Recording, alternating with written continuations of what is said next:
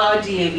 So HMV, we all know, is almost 100-year, very young institution dedicated to women empowerment.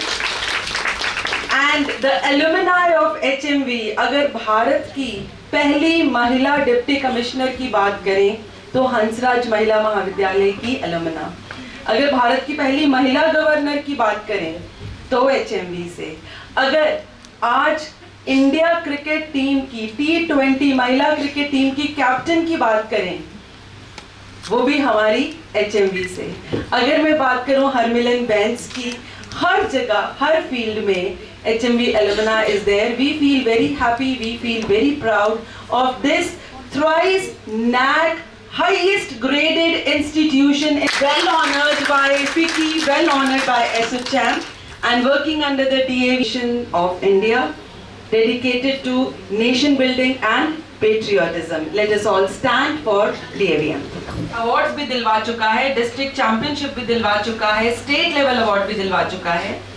So one of the ventures is preparing green planters in HMV. Fashion design के students prepare करते हैं, botany department इनमें खूबसूरत से पौधे लगाया करता है और यही पौधे हम आने वाले मेहमानों को दिया करते हैं. रिक्वेस्ट करती हूँ doctor Navroop, officiating principal, dean academics doctor Seema Marwaha, कि आए हुए मेहमानों का स्वागत इस पौधे से, हरे भरे पौधे से करें. स्टूडेंट्स प्लीज लेके चलें. 2 1 2 3. सबसे पहले श्री सब्यसाची जी के लिए,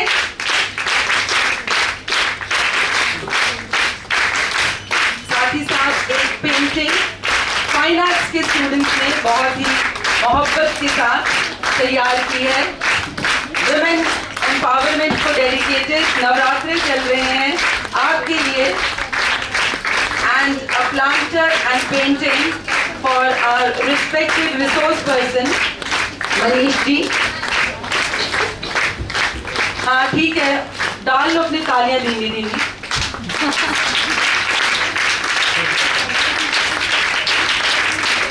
बहुत कुछ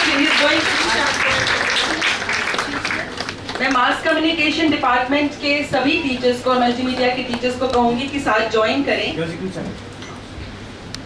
ज्योति जी आप भी वही देखो, तुम लोग फर्स्ट सेकंड आते हो तो मैं तालियां बजती है.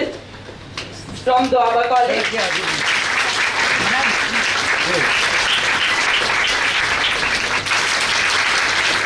साची जी. He is a seasoned professional and a strong problem solver with over decades and decades of experience in strategic, social bent, large-scale programming, design, training, planning, a social scientist and an advocacy persona who has applied knowledge and expertise in utilizing various innovative mediums as tools for social and environmental advocacy, expertise in conceptualizing and executing impact, social, environmental campaigns using films as a tool. अब बच्चों के लिए खास, using films as a tool, he has, brought wonders and is currently working as Deputy Director CMS Vatavaran, and as a team leader, he has successfully executed several groundbreaking projects and with international organizations. And his special, what I personally liked in his biodata, his project on Her and Now, celebrating women entrepreneurship in 32 tier 2 and 3 cities across the nation. Big round of applause, Niveda, with IUCN and several film festivals. So it is my huge honor to be inviting him over here on this dais for formal words about this workshop. मैं खुद ही शर्मिंदा हो रहा था अपने बारे में सुन के. पहले मैं आपको centre for media study CMS के बारे में थोड़ा बता दूं कि centre for media study is more than 30-year-old think tank based in New Delhi, pioneering in social research in India. जो मीडिया डिफरेंट सोशल एस्पेक्ट को किस तरह से देखता है, चाहे वो इन्वायरमेंटल हो, चाहे वो जेंडर हो, चाहे वो सोशल कम्युनिकेशंस हो, हम उन फील्ड्स पे काम करते हैं. और CMS वातावरण भी उसी एक रिसर्च की देन है। आज से in 2000 when we were doing a research about how much the prime time was given at that time by the prime news channels and the newspapers about the environmental news, और जो कि कितना वो अपने prime time पे जगह देते हैं, उनका जो फ्रंट पेज पे जगह देते हैं इन्वायरमेंटल न्यूज़ को। और हमारा जो रिसर्च था वो था 0.02% दी जाती है जगह। और उसके बाद भारत सरकार के कहने पे हमने CMS वातावरण international film festival and forum on environment and wild life शुरू किया। और मुझे ये बताते हुए बहुत खुशी हो रही है कि अभी हमें एशिया के सबसे बड़े इन्वायरमेंटल फिल्म फेस्टिवल और फोरम के रूप में जाना जाता है। हमने अपनी 12वीं फेस्टिवल पिछले साल मनाई, जिसमें हमें 1000 के करीब फिल्म्स आई, मोर देन 68-70 अप्रॉक्सीमेट 72 कंट्रीज से। तो एक लंबी शुरुआत थी और हमारे बहुत फोकस है जो यूथ है और स्पेशली जो फीमेल स्टूडेंट्स हैं। हमने वो क्यों हुआ कि जैसा मैम बता रही थी कि हरनाव हमने एक प्रोजेक्ट किया था जर्मन गवर्नमेंट के साथ मिलकर, भारत सरकार के साथ मिलकर। It was to understand the impact of gender discrimination on women entrepreneurship. तो एक जेंडर डिस्क्रिमिनेशन का वुमेन एंटरप्रेन्योरशिप पे क्या इफेक्ट है ये समझने हम राजस्थान और उत्तर प्रदेश के 32 छोटे शहरों में गए। वहाँ 2500 से ज़्यादा अलग अलग एज ग्रुप्स के मर्दस हैं, जो 75 ईयर्स ओल्ड वुमेन हैं, वो क्या समझती हैं कि और उससे हमें मेरे लिए भी खास उस तरह से समझ नहीं थी, किताबों में पढ़ना और सोसाइटी में जाके उसको समझना।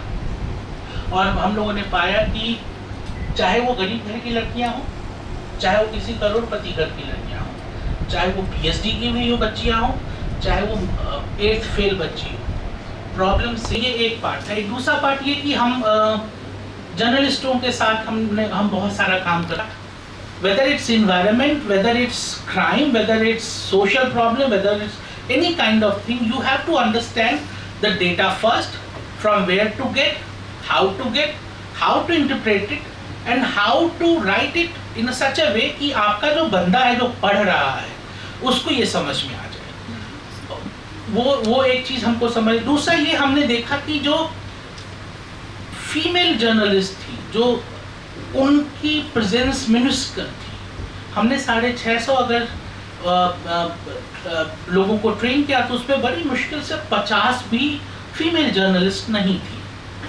तो देन वी थॉट ऑफ कि अगर भारत सरकार ये चाहती है कि 2047 तक, जो विजन 2047 का है, कि अगर हमको बनना है एक विकसित देश और उसमें 50% का उसमें कोई योगदान ही उस तरह से नहीं हो, तो फिर वो किस तरह होगा। दूसरी एक चीज़ ये कि अगर by next election if 50% seats are going to reserve for women candidates from grassroot till the parliament, हम कहाँ से लाएंगे वो लीडर्स?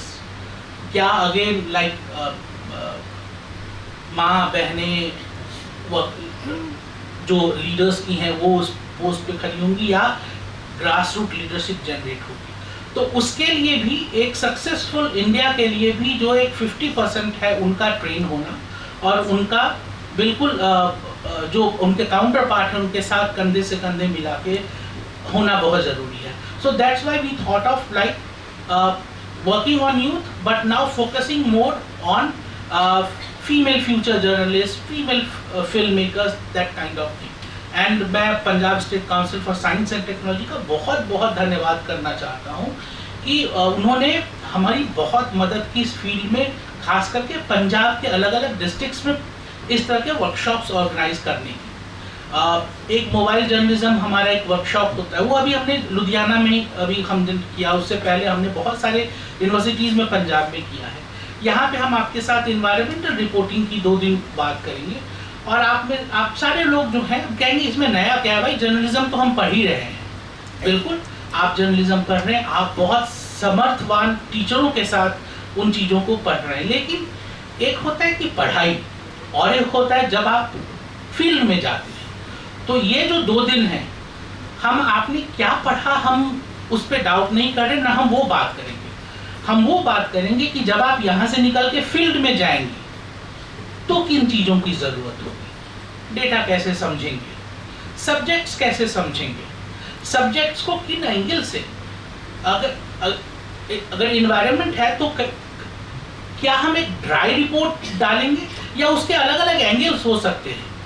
अगर गर्मी, मान लीजिए कि गर्मी बहुत बढ़ गई है तो केवल वो एक न्यूज़ नहीं हो सकता है, उसके कारण क्या, गर्मी बढ़ने के कारण क्या लड़कियों के स्कूल जाने में कमी आई है, पानी की प्रॉब्लम बढ़ी है, पानी प्रॉब्लम बढ़ी है उसका किसी और एंगल से। तो अलग अलग एंगल से उन्हीं चीज़ों को कैसे देखा जाए, वो कैसे समझ डेवलप की जाए।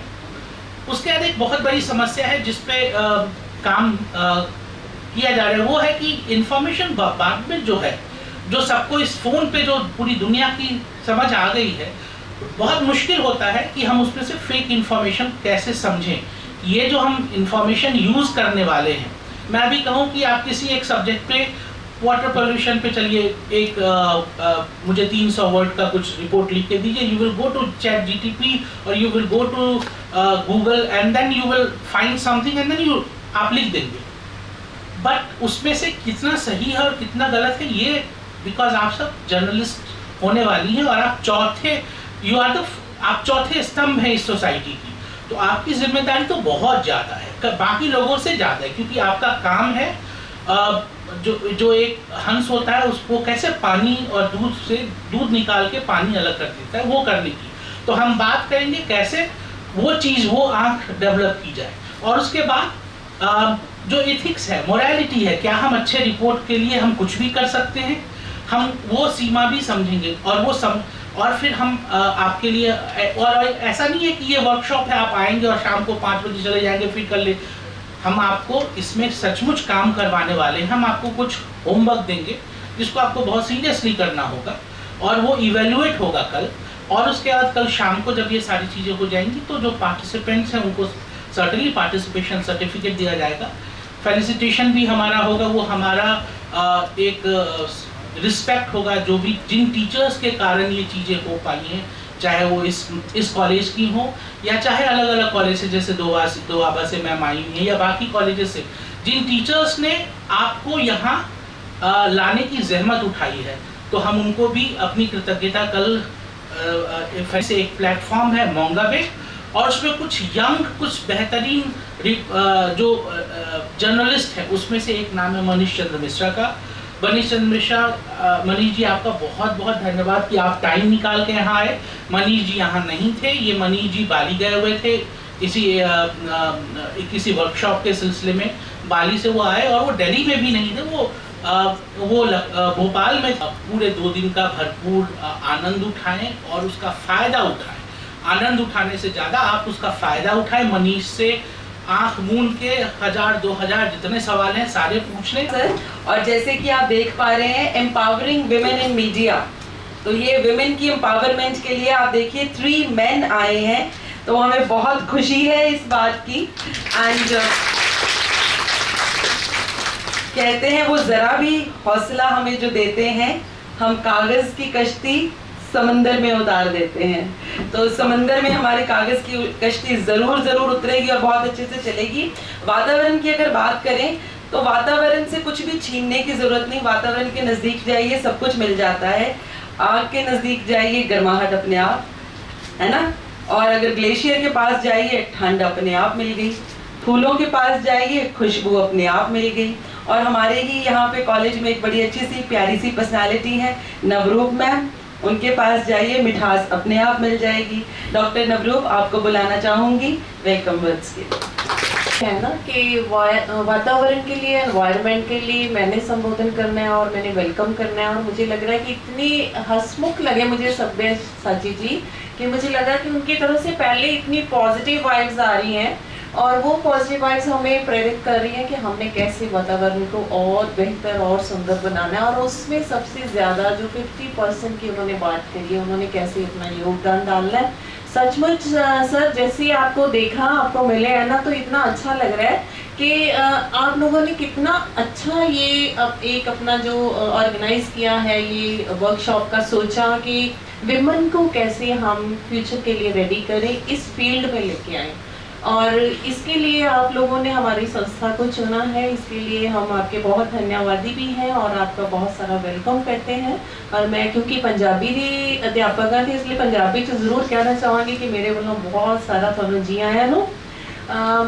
दूसरा ये है कि इनके साथ इनका साथ दे रहे हैं कैंची, और कैंची आपको भी हम वेलकम करते हैं।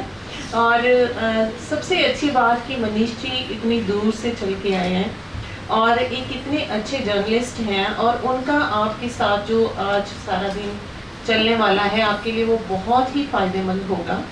और ये बहुत रेयर होता है कि आपको इतने अच्छे लोग मिलें और एड्रेस करें और आपके लिए सोच रहे हैं। वो जितनी भी गर्ल्स यहाँ बैठी हुई हैं वो सारी गर्ल्स आप अपने आप को बहुत लकी महसूस करें, क्योंकि आपको एक बहुत ही अच्छे फील्ड के लिए तैयार करने के लिए सब लोग यहाँ एकत्रित हुए हैं। और ये सब जो लोग आए हैं इनके मन में एक ही चाह है कि आप में से कुछ लोग ऐसे ज़रूर निकले जो आने वाले समय में इनके नाम को रोशन करें कि इन्होंने हमें गाइड किया था और हम यहाँ तक पहुँचे हैं। और मनीष जी का बहुत तहे दिल से हम स्वागत करते हैं।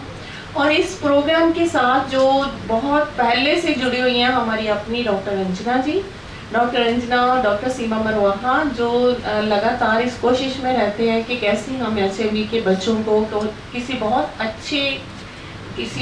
अच्छे सेमिनार से, वर्कशॉप से जोड़ें ताकि हम उनमें और अवेयरनेस ला सकें। इसके साथ जो हमारा सबसे एक्टिव डिपार्टमेंट, हमारा रमा मैडम का डिपार्टमेंट, आशीष का डिपार्टमेंट, सारे का सारा डिपार्टमेंट जो हमेशा कोशिश ही नहीं करता, बहुत काम करता है। और सचमुच इन्होंने मतलब बहुत दिल से ये चाहा है कि ये सेमिनार एक बहुत सक्सेसफुल सेमिनार होना चाहिए। और मैं बहुत ही ज़्यादा उन लोगों को भी वेलकम कहना चाहती हूँ जो बाकी कॉलेज से यहाँ आए हैं। यहाँ मैडम बैठे हुए हैं मेरे सामने, दुआबा कॉलेज से, और भी कॉलेज से स्टूडेंट्स भी आए हुए हैं, टीचर्स भी आए हुए हैं। उन सबका वेलकम है मेरी तरफ से। और दूसरा ये है कि बहुत सारे बच्चे जो यहाँ बैठे हुए हैं, खास करके जितनी भी गर्ल्स यहाँ बैठी हुई हैं, बेटा आपको ये जो उन्होंने एक टॉपिक चूज किया है इसको ध्यान से देखना चाहिए कि एम्पावरिंग वुमेन इन मीडिया। ये वैसे मुझे कभी कभी लगता होता है कि बड़ा दिलचस्प भी है। इसमें हम बहुत जो विमेन है ना उसके अंदर बहुत कुछ छुपा होता है, बहुत कुछ दबा होता है, बहुत कहना चाहती है पर वो कह नहीं पाती है। और उस चीज़ को यहाँ तक लेके आना कि आप अपनी बात रखो, आप अपनी बात कहो। और ये एक ऐसा फील्ड है जो आपको ये मौका देता है। और ये बहुत ही वंडरफुल, मुझे लगता है कि अगर मेरे पास कभी चॉइस होती तो मैं इस फील्ड में जाती। अगर मेरी पंजाबी टीचिंग है और पंजाबी के सब्जेक्ट तो बाद मेरी पहली चॉइस ये होंगी, या शायद हजे भी हैगी है, मैं नहीं लगता कि मैं हुण नहीं कर सकती। तो मैनू इन्ना अच्छा लगता है कि ये एक एहो जिहा प्लेटफॉर्म है जिहदे उत्ते आके तुसीं रोज़ अपने आप नूं एक वधिया इंसान महसूस करते हो, क्योंकि तुसीं वो कह सकते हो जो तुसीं कहना चाहते हो। लेकिन वो कहण वास्ते तुहाडे कोल एक समझ, तुहाडे कोल एक बुद्धि, तुहाडे कोल एक ज्ञान का होना बहुत लाजमी है। जे वो चीज़ां नहीं हैगियां तो अपनी गल नहीं रख सकते। हर भाषा, हर जिहड़ा ਤੁਹਾਡਾ एक जर्नलिज्म का खास करके ਜਿਹੜਾ ਤੁਹਾਡਾ संबंध है ना, ये बहुत ज़रूरी है कि ਇਹਦੇ ਵਿੱਚ ਇੱਕ ਤਾਲਮੇਲ ਹੋਏ, ਇਹਦੇ ਵਿੱਚ ਇੱਕ बैलेंस ਹੋਏ। मैं ਅੱਜ ਦੀ ਜਿਹੜੀ ਇਸ ਸੈਮੀਨਾਰ ਜਾਂ ਵਰਕਸ਼ਾਪ ਦੀ शुरुआत है ਉਹਦੇ ਲਈ ਆਪਣੀਆਂ ਦੁਆਵਾਂ ਦਿੰਦੀ ਹਾਂ ਸਾਰੇ ਬੱਚਿਆਂ ਨੂੰ, ਖਾਸ ਕਰਕੇ ਜੇ ਤੁਸੀਂ ਬਹੁਤ ਸਾਰਾ ਇੱਥੋਂ ਲੈ ਕੇ ਜਾ ਸਕੋ। ਲੈ ਕੇ ਨਹੀਂ ਜਾਓ, ਉਹਨੂੰ ਆਪਣੇ ਅੰਦਰ ਉਤਾਰ ਲਓ ਤੇ ਆਉਣ ਵਾਲੇ ਸਮੇਂ 'ਚ ਉਹਨੂੰ ਇੱਕ ਵਾਪਸੀ ਦੇ ਵਿੱਚ ਲੈ ਕੇ ਆਓ ਕਿ ਮੈਂ ਇਹ ਚੀਜ਼ ਉਦੋਂ ਸਿੱਖੀ ਸੀ ਤੇ ਅੱਜ मैं ਉਹਨੂੰ बिल्कुल फील्ड ਦੇ ਵਿੱਚ करके दिखा देता है। So thank you so much। Indori साहब ने क्या खूब कहा है कि यहाँ सब धुआं धुआं है, कोई आसमान थोड़ी है, लगेगी आग तो आएंगे सभी घर जद में, यहाँ सिर्फ मेरा मकान थोड़ी है। तो ये एनवायरनमेंट की बात है, ये हम सब के साथ है। और जो आप लोगों ने कर जाना है इसके लिए वो बहुत बाकमाल होगा। हमारे बीच हमारी शख्सियतें जिन्होंने सिखाना है वो बिल्कुल बाकमाल, बिल्कुल टॉप की हैं। और आप सीखिएगा dean academics doctor Seema Marwaha हमारे बीच हैं। उनको मैं मंच पर बुलाना चाहूँगी। कहते हैं दुआएं दें, दुआएं लें, और कुछ न दें और कुछ न लें, तो दुआएं देने के लिए doctor Seema. Thank you, Dr. Anjana. A very good morning to all. It is a very pleasant morning that we have with us Dr. Sabyasachi Bharti, Deputy Director CMS Vatavaran, Mr. Manish Chandra Mishra, and Mr. Kancho, and all teachers from other institutions and from HMV, and my dear students. So on the behalf of HMV, on the behalf of Principal Dr. Mrs. Ajay Sareen, I welcome you all, sir, to this prestigious institution. So, as we are talking about environmental journalism, so I would like to talk about, because so much has been said, that what is the need for that, and we are concerned about our environment. सोचने वाली बात जो है मेरे दिमाग में जो अभी आ रही थी, दो चीज़ें हैं। एक ये कि we are talking about women journalism, women empowerment. मुझे यहाँ लगता है कि जिस हॉल में हम बैठे हैं, इस सारे जो बच्चियाँ यहाँ बैठी हैं, जो टीचर्स यहाँ बैठे हैं, so we are all working in this direction. So journalism एक मीडियम है जिससे हम एनवायरनमेंट के साथ कनेक्ट करने की कोशिश कर रहे हैं, और जिसके लिए ये वर्कशॉप है। अगर हम कुछ 100 साल पहले सोचें तो क्या हमें ये सब करने की ज़रूरत थी? क्या कभी कोई एनवायरनमेंट का इशू ऐसे डिस्कस था? इसका क्या मतलब है कि हमने अपने एनवायरनमेंट को खुद ही खराब कर लिया है, हमने अपने नेचुरल रिसोर्सेज को खुद ही डैमेज कर लिया है। That is why they need that we have a subject now in your exams. You have to read about environment issues, environment studies. So उसका मतलब है कि हमने ही इसको खराब किया है। Now we have to do all this to get it back, कि हम अच्छे environment में सांस ले सकें। जब हम लोग छोटे थे तो हम सोचते थे कि पानी बोतलों में आएगा। हमारे प्रिंसिपल हमेशा कहते हैं कि पानी बोतलों में आने के बाद अब हवा भी आएगी। You have to buy the fresh air also. Oxygen के लिए आप दिल्ली की अगर बात करें, हमारा इतना अच्छा मेट्रो सिटी है, पर वहाँ कितना पोल्यूशन है। And who is responsible? We all are responsible. हम कहते हैं कि ये ऐसे हो गया, उसके लिए करा किसने है? हमने करा है। हम कामयाब आदमी के पीछे एक औरत है। And now it is vice versa also.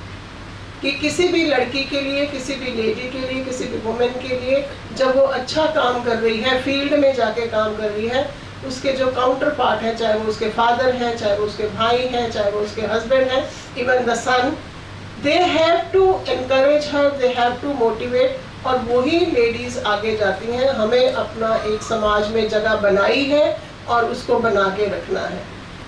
Choosing HMV as your institution to organize this, thank you so much. Vote of thanks दे देते हैं, छोटा सा प्यारा सा। सबसे पहले बड़ा वाला जो वोट ऑफ थैंक्स है वो हमारे प्रिंट मीडिया, इलेक्ट्रॉनिक मीडिया से हमारे बीच हमारे भाई आए हैं। इनका जोरदार स्वागत और बहुत थैंक यू सुंदर जी, आपका बहुत शुक्रिया। And a big thank you to Punjab State Council of Science and Technology as well as Ministry of Environment, Forest and Climate Change, Government of India, जो ये सारी चीजें सोच रहे हैं, इनके लिए भी बहुत बड़ा शुक्रिया। CMS वातावरण, आप तो पायनियर्स हैं, आपको भी लुक अप टू, ग्रैटिट्यूड तो है ही आपकी तरफ, हमारी बहुत उम्मीद भी है, तो आपका भी बहुत शुक्रिया। सब्यसाची जी का शुक्रिया, केंचो का शुक्रिया। देखिए केंचो बैठे हैं, हालांकि कुछ नहीं बोले, लेकिन मैं आपको थोड़ा सा इनके बारे में बताऊंगी। सबसे पहले तो इनको इतनी भाषाएं आती हैं, थाई है, भूटानीज है, कहते हैं भूटान का हैप्पीनेस इंडेक्स सबसे हाई है। He is from Bhutan and is working for environment in India with a happy face, and he has completed his studies from Thailand. जोरदार तालियां केंचो के लिए, wonderful personality. A big thank you to, मैं सोच भी नहीं सकती कि इतनी दूर से आऊं और इमीडिएटली ड्राइव करके भोपाल तक चली जाऊं। भाई thank you very much Bhopal से ड्राइव करके यहाँ पे आने के लिए, और बहुत ही big thank you doctor Rama, हर entire department, mister Ashish, his entire department, students, teachers from various colleges, students from other colleges. In absentia, we owe a lot to our principal, who is the Haisha force. हमेशा पीछे से एक धक्का लगा दिया करते हैं कि yes, go ahead. वही हमारे लिए बहुत हौसला होता है. And big thank you to the hospitality team, to the camera persons, to the reel making team, all those who are working behind the curtains. उनके लिए बहुत शुक्रिया.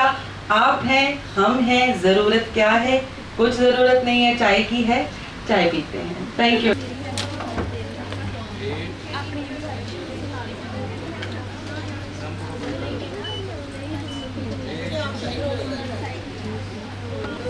प्लीज बच्चों एक बार बच्चे आप बैठ जाओ.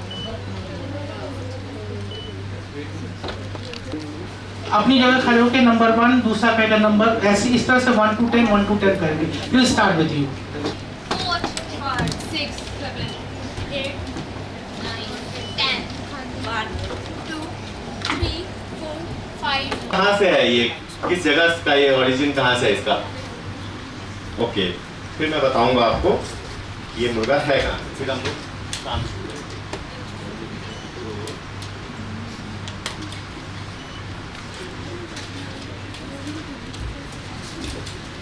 क्लाइमेट की स्टोरीज कैसे खोजें? तो आप में से कौन कौन साइंस बैकग्राउंड से है? हाथ उठाइए जरा. क्योंकि हमारे लाइफ से जुड़ा हुआ है वो, है ना, क्योंकि हम रोज उसका इम्पैक्ट आता है. अच्छा, आप में से किस किस को लग रहा है कि क्लाइमेट चेंज का इम्पैक्ट वो देख पा रहे हैं? उनको लग रहा है कि अच्छा, कोई बताएगा क्या इम्पैक्ट वो देख पा रहे हैं? मतलब क्या उनके लाइफ में क्या क्लाइमेट चेंज का इम्पैक्ट है? आपने हाथ उठाया था.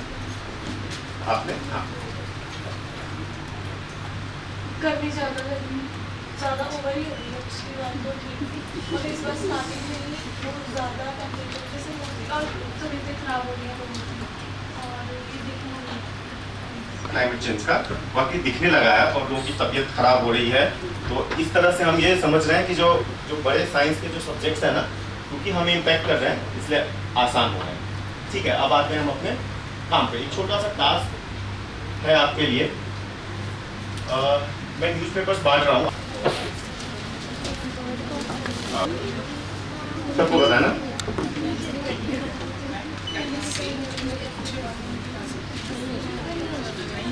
किसी बुजुर्ग से बात करेंगे तो कहेंगे कि यहाँ तो इस मौसम में ठंडी रहती थी, अभी गर्मी पड़ने लगी है. तो 30 साल का पूरा एक शिफ्ट दिखता है. तो वो एक्चुअली वो क्लाइमेट चेंज होता है. तो धीरे धीरे वो रिवर्स नहीं होता, मतलब जैसे गर्मी बढ़ गई तो वो कम नहीं हो रही, वो बढ़. इसको समझेंगे. अब हम लोग आ जाते हैं दूसरे, जो एक रिपोर्टर के मन में जो होता है ना कि एक जिज्ञासु प्रवृत्ति होनी चाहिए, कि उसको बहुत सारे सवाल आने चाहिए. तो जर्नलिस्ट हम करते हैं, सवाल पूछते हैं, और यही काम एनवायरमेंटल रिपोर्टिंग में भी होती है. कि डेटा है, अब उसकी एनालिसिस हो रही है और पता चल रहा है कि कितना शिफ्ट हुआ है वेदर में. तो लेकिन हम जब एनेक्डोटल एविडेंस लेने जाते हैं, हम जब ग्राउंड पे जाते हैं कलेक्ट करने, तो हम गाँव के बुजुर्गों से बात करते हैं. फॉर एग्जाम्पल, मैं बहुत सारी कहानियाँ सुनाऊंगा क्योंकि मैं ग्राउंड पे बहुत जाता हूँ. मैं हमेशा गाँव, जंगल, इन सब में घूमता रहता हूँ. मध्य प्रदेश के गांव में गया था मैं. डिस्ट्रिक्ट का नाम है सतना. वो विंध्य का जंगल है. तो वहाँ पे साइंटिफिक एविडेंस बहुत नहीं थे, लेकिन वहाँ का जंगल ना लगातार खराब हो रहा था. आपको पता, ट्राइबल कल्चर में बहुत इंपॉर्टेंट होता है. उससे वो लोग बहुत सारे पकवान बनाते हैं उससे, और बहुत फेमस भी है कि लिकर भी बनता है महुआ से. लेकिन उसके अलावा भी उसका तेल निकलता है जिससे वो लोग पूरियाँ तलते हैं. तो उनके लिए एक तरह से कैश क्रॉप कह सकते हैं. तो ये फर्स्ट पोस्ट आप लोगों ने कभी पढ़ा है क्या? अच्छा, फर्स्ट पोस्ट एक न्यूज़ 18 का एक इंग्लिश पब्लिशर है, जो कि बहुत सारी ऐसी स्टोरीज करते हैं जो ग्राउंड से होती है.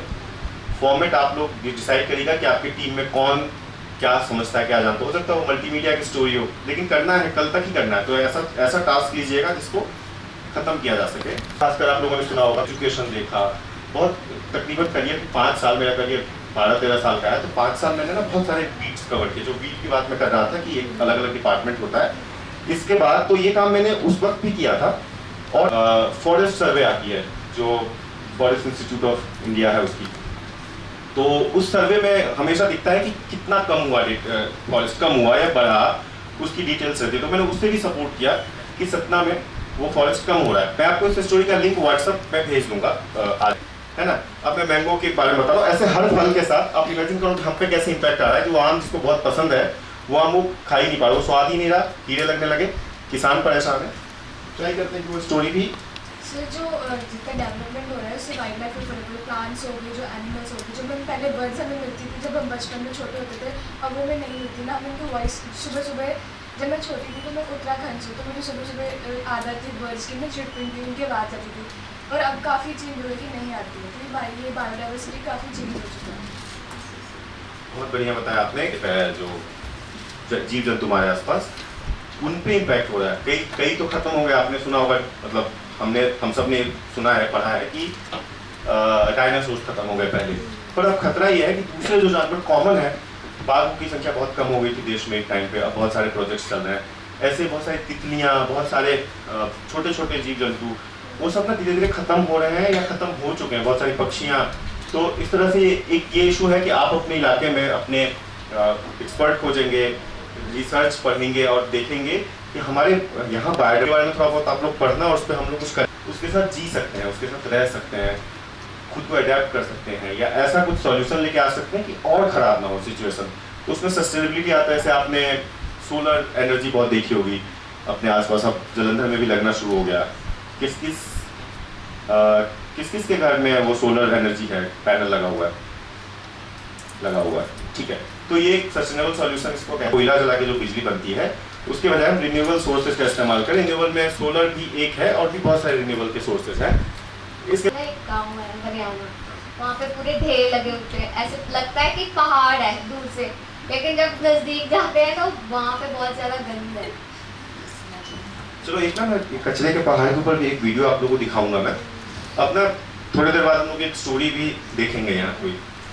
मैंने वो इंग्लिश में स्टोरी समाधान, मतलब इंसान को रेजिलियंस के लिए जाना जाता है कि हम सोचेंगे सॉल्यूशन। आप लोग यंग हो तो हम लोग को ना कुछ सॉल्यूशंस पे भी कुछ काम करना चाहिए। तो मैंने इसलिए सबसे लास्ट में रखा है कि इनोवेटिव सॉल्यूशंस जो इनिशिएटेबल भी होती है, क्योंकि वो जब स्टोरी पढ़ेंगे लोग, उत्तराखंड के किसी गाँव की कोई स्टोरी आएगी तो वो कोई दिल्ली में बैठा आदमी पढ़ेगा तो उसको इंस्पायर कर सकती है स्टोरी। आजकल जब डिजिटल वो हर दिन हर रोज हर शहर की मॉनिटरिंग होती है और रियल टाइम में दिखता है। हर शहर मतलब बहुत सारे शहर, आजकल तो इवन मतलब मुझे लगता है 200 से ज़्यादा शहर लिस्ट में है उनके, और छोटे छोटे शहर भी हैं उसमें शामिल।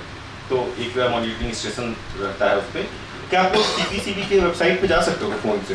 एक बार CPCB सर्च करो, CP central pollution control board, कि उनकी वेबसाइट, उनका जो मेथड है, क्या हो सकता है कि जो रोहित बंसल ने जो साइट बनाई है, हो सकता है उन्होंने डेटा CPCB से लिया हो, तो फिर हम उस पर भी ट्रस्ट कर सकते हैं। उनका सोर्स हमेशा एक जर्नलिस्ट के तौर पे जब भी कोई इन्फॉर्मेशन दिखे तो हमको सोर्स खोजना चाहिए उसका कि सोर्स क्या है। इवन अगर न्यूज़पेपर में भी जैसे मैं इस चीज़ से मैंने बहुत स्ट्रगल किया। जब मैं न्यूज़ रूम में गया तो मुझे लगता था कि हमारा काम होता है लिखना और हम लिख सकते हैं अपनी तरफ से। मुझे मेरे एडिटर्स ने समझाया पहले ही शुरुआत के 1-2 महीने में ही कि अपनी तरफ से कुछ मत लिखो, क्योंकि हम मीडिया वाले हैं, हम ना साइंटिस्ट हैं, ना आर्किटेक्ट हैं, ना हम गाना गाते हैं।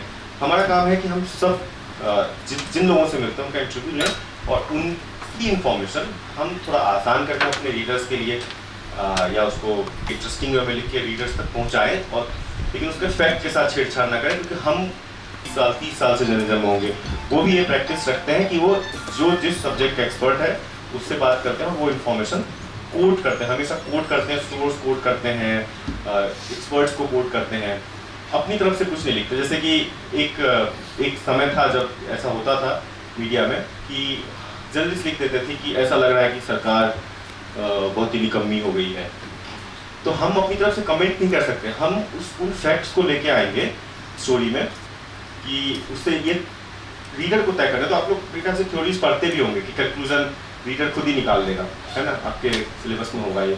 अच्छा, CPCB की वेबसाइट पे गए, AQI वाले पे गए, मुझे कौन बताएगा कि अभी जलंधर का AQI कितना है? किसी को? The level is moderate and the number is 114. 114, 114, okay.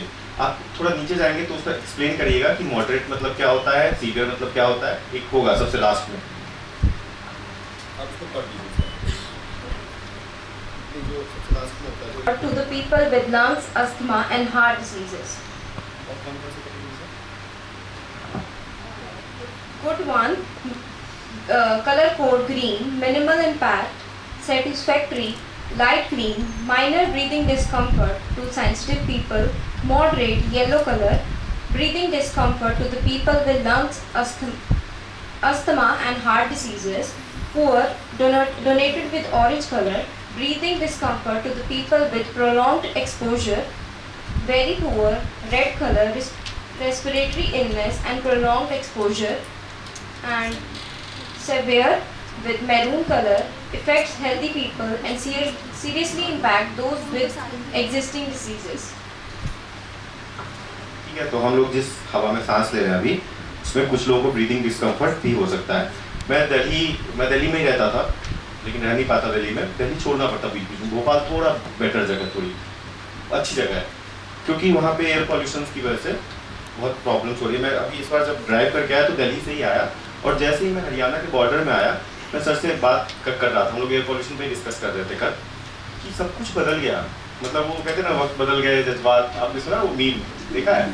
तो ऐसा लगा मुझे कि मैं कहाँ आ गया, मतलब किस दुनिया में आ गया, कुछ दिख ही नहीं रहा। मुझे गूगल में मैप पे नोटिफिकेशन आया कि कुछ लोगों ने रिपोर्ट किया है कि यहाँ पे विजिबिलिटी कम है दिन में, मतलब 11 बजे दिन में विजिबिलिटी कम है।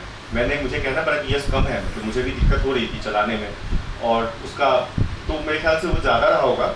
यहाँ पे थोड़ा कम है 141, क्योंकि 141 वैसे बहुत, अगर किसी यूरोप के किसी कंट्री में 141 हो जाए किसी स्टेट में या किसी सिटी में, तो इमरजेंसी जैसी सिचुएशन हो जाएगी। पर हम इंडियंस ने थोड़ा उसको आदत में ले आए हम, पर इसका इम्पैक्ट हो रहा है। आप कौन से ग्रुप से थे? ऐसे डॉक्टर जो ट्रॉमा में या इमरजेंसी में बैठता हो, उससे पता कर सकते हैं कि कैसे केसेस आ रहे हैं, अस्थमा वालों को क्या प्रॉब्लम आ रही है।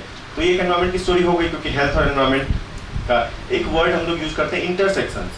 तो एनवायरमेंट की स्टोरीज ना ऐसी है कि मुझे सीनियर ने बताया था बहुत पहले, मैंने उनसे पूछा था कि बिजनेस जर्नलिस्ट पे हो, एक बिजनेस भास्कर एक न्यूज़ पेपर हुआ करता था उसमें, तो उन्होंने मुझे बताया था कि मनीष, बिजनेस स्टोरी में हर स्टोरी बिजनेस स्टोरी होती है। और क्योंकि मेरा इंटरेस्ट बिजनेस में भी था एक वक्त पे, मैं कॉमर्स ग्रेजुएट हूँ, तो अब मुझे ऐसा लगता है कि हर स्टोरी एनवायरमेंट की स्टोरीज होती है, क्योंकि आपसे अगर रिलेटेड है कोई चीज़ और आप अगर इंटरसेक्शन में जाओगे, जैसे कि मान लो एयर पॉल्यूशन की वजह से लोग बीमार हुए, और बीमार होने की वजह से ऑफिस नहीं जा पाए, तो इकोनॉमी पे असर होगा। किसी को इकोनॉमी या बिजनेस में इंटरेस्ट है क्या? वैसी रिपोर्टिंग करना चाहता हूँ आप लोग। अच्छा, फिर पॉलिटिक्स में कितनी को इंटरेस्ट है पॉलिटिक्स रिपोर्ट करने में? ओके, क्राइम, ठीक है, एंटरटेनमेंट, बॉलीवुड, वेरी गुड, ठीक है। तो ऐसे ही जैसे अब एंटरटेनमेंट में क्लाइमेट की स्टोरी भी आ सकती है। मान लो बहुत बारिश हो गई और फिल्म की शूटिंग रुक गई, है ना, तो ऐसे इंटरसेक्शंस होते हैं कि उसकी वजह से इम्पैक्ट क्या हुआ, बिजनेस पे क्या इम्पैक्ट हुआ। एक कॉन्सेप्ट है, मतलब वो थोड़ा सा हैवी हो जाएगा, लेकिन मैं समझाने की कोशिश करता हूँ। एक वन हेल्थ का कॉन्सेप्ट है कि एनवायरमेंट का हेल्थ, जानवरों का हेल्थ और इंसान का हेल्थ, ये सब ना इक्वली मैटर करते हैं। मतलब कोई किसी को मैं नहीं कह सकते कि एनवायरमेंट का हेल्थ खराब हो गया तो हमको क्या, उससे हमारे जंगल कट गए तो हमें क्या, क्योंकि जंगल कटने की वजह से जो एक कोविड जो बीमारी आई थी, कोविड की तरह बहुत सारी ऐसी बीमारियां हैं जो बड़ा वेट कर रही हैं कि हम अपने एनवायरमेंट को डिग्रेड करें और ऐसी बीमारियां निकले। नीपा वायरस केरला में, क्योंकि ऐसा साइंटिस्ट ने ऐसा मतलब रिसर्च के बाद पता चला कि क्योंकि गर्मी बढ़ रही है, उनके लिए फल नहीं, वो जो बैट्स हैं जिनकी वजह से नीपा फैल रहा है, उनकी वजह से नहीं, उनके अंदर जो वायरस है उस वजह से, तो वो उनको शहरों में, मतलब गाँव की तरफ जाना पड़ रहा है, खेतों में जाना पड़ रहा है, और वो जो फ्रूट्स खाते हैं और उसमें वो वायरस छोड़ते हैं, और इससे वो नीपा का खतरा बढ़ गया, फैल भी ज़्यादा रहा है। तो ऐसे अगर, क्योंकि हम अगर जंगल काट देंगे या जंगल पे एनवायरमेंट का इम्पैक्ट होगा, तो अल्टीमेटली हमारे ऊपर आएगा, फलों के रास्ते से, चाय पत्ती की बात हम कर रहे थे, केमिकल्स हैं उसमें। तो ये वन हेल्थ का कॉन्सेप्ट है कि जैसे अभी एक AQI वाली का स्टोरी करेंगे वो, तो उसमें ये होगा कि वो डॉक्टर से भी बात करेंगे, आम लोगों से बात करेंगे, और वो अल्टीमेटली एनवायरमेंट की स्टोरी होगी, क्योंकि एयर पॉल्यूशन है। इस स्टोरी में 360 डिग्री वाली बात मैं कर रहा था, इस स्टोरी में हम ये भी देख सकते हैं कि हो क्यों रहा है एयर पॉल्यूशन, है ना, और इसमें हम एक्सपर्ट से बात कर सकते हैं। CPCB की वेबसाइट पर आप बाकी लोग भी गए क्या? उस पर आपको बहुत कुछ मिल सकता है, जैसे कि पिछले 10 दिन का AQI, पिछले 3 महीने का AQI, ये जो अभी AQI है या जो डेटा से बात होती है कि डेटा को कैसे हम सिंपल बनाएं, प्रेजेंटेबल बनाएं, तो इससे बहुत सारी डेटा मिल सकती है। तो आप इस वेबसाइट को अपने बुकमार्क में रख लो, क्योंकि एयर पोल्यूशन की समस्या यहाँ है और हर भारत के हर शहर में ये समस्या है। तो आपको हो सकता है आप जब न्यूज़ रूम में जाओ और भले आपको, क्योंकि मुझे तो बिजनेस रिपोर्ट करना था, लेकिन देखो मैं एनवायरमेंट रिपोर्ट कर रहा हूँ, तो हमारे जर्नलिज्म में ना मैं एक बहुत वैसे मतलब थ्योरी वाली बात नहीं बताता हूँ। ऐसा होता है कि यार आप न्यूज़ रूम में जाओगे ना, तो कई बार ना डिसाइड कुछ होता है, कुछ से कुछ बन जाते हैं लोग। मतलब आप सोच के जाओगे, आपको एक दिन असाइनमेंट आएगा कि यार ये देख लो, और फिर आपको उसमें इंटरेस्ट आने लगेगा। तो हो सकता है एनवायरमेंट, और क्योंकि इसलिए भी ये इंपॉर्टेंट है क्योंकि आने वाले टाइम में हर स्टोरी एनवायरमेंट की स्टोरी होने वाली है। बिजनेस न्यूज़पेपर खोलो आप, तो उसमें एनवायरमेंट की स्टोरी दिखती है। और हमारे यहाँ मैं मतलब हम लोग अब जनरल न्यूज़पेपर कम पढ़ते हैं और बिजनेस न्यूज़पेपर जैसे मिंट है, ET है, ये सब पढ़ना होता है, क्योंकि उसमें बहुत सारी ऐसी पॉलिसीज आ रही हैं जो इम्पैक्ट कर रही है। जो बैंक्स हैं, जो बिजनेस के लिए जाने जाते हैं, वो एनवायरमेंट रिपोर्ट्स डेटा थे उसमें, जैसे कि एग्रीकल्चर कितना है यहाँ पे, जंगल कितना % है। तो आप अगर इसको गौर से मतलब देखेंगे ऐसी स्टोरीज को, मैं इसका लिंक भी भेज दूंगा, देखेंगे ना बहुत सारी चीज़ें उसमें इंक्लूडेड रहती है, जैसे कि डेटा रहता है, इसके बाद लोगों के बाइट्स हैं, इसमें एक्सपर्ट्स के हैं, एनवायरमेंट पे जो काम करते हैं उनके हैं, जो मल्टीमीडिया वाले स्टूडेंट्स हैं उनके लिए उन्होंने विजुअल पे ध्यान दिया होगा कि अलग अलग वैरायटी की विजुअल्स हैं। तो इस तरह से हम एक स्टोरी में बहुत सारे एलिमेंट्स डाल सकते हैं। इसलिए हम जो टीम है उसमें हम काम बांट लेंगे। आप लोग के दिमाग में अंदर सोच रहा हूँ कि क्या स्टोरी हम कर सकते हैं। बहुत बड़ा कुछ नहीं सोचना है, क्योंकि जब हम लोकल इशूज़ और जब हम छोटे इशूज़ पे काम करते हैं ना, तो वो जो बड़ी बातें हैं ना वो तो हमेशा आसान होती है। जैसे मैंने ये देखा है कि जब हम लोग जब शुरू कर रहे थे करियर, तो जो पहली नौकरी थी, पहली जो जॉब मिलती थी हम लोगों को, मुझे रिपोर्टर बनना था हमेशा, इसलिए मैं थोड़ा स्ट्रगल किया मैं रिपोर्टिंग में ही रहा। पर जैसे पेजेस होते हैं न्यूज़पेपर्स में या सेगमेंट्स होते हैं वेबसाइट में, तो इंटरनेशनल बहुत आसानी से मिल जाता था।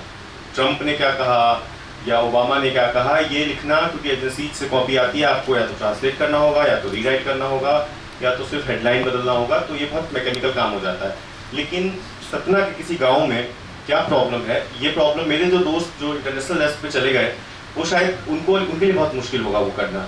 तो ग्राउंड पे रहना, छोटे इशूज़ को देखना, उसको कनेक्ट करना बड़े इशूज़ से, ये बहुत इंपॉर्टेंट होता है। तो आप अपने आसपास, जैसे हरिकेय की बात हो रही थी अभी, या फिर AQI की बात हो रही है, या फिर हो सकता है कि जो डंपिंग साइट की बात कर रही थी वो, कि वहाँ की क्या प्रॉब्लम है, वहाँ किसी लोकल से बात हो सके हमारी, क्या डे टू डे क्या प्रॉब्लम है उनको।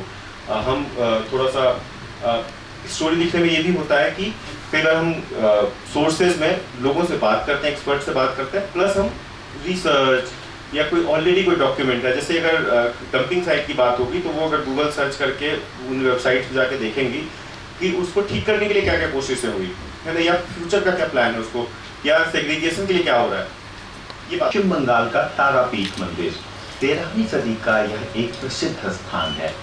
यहाँ रोजाना करीब 12,000 श्रद्धालु आते हैं। इतनी बड़ी संख्या में जब गए इन फूलों का आखिर क्या होता है?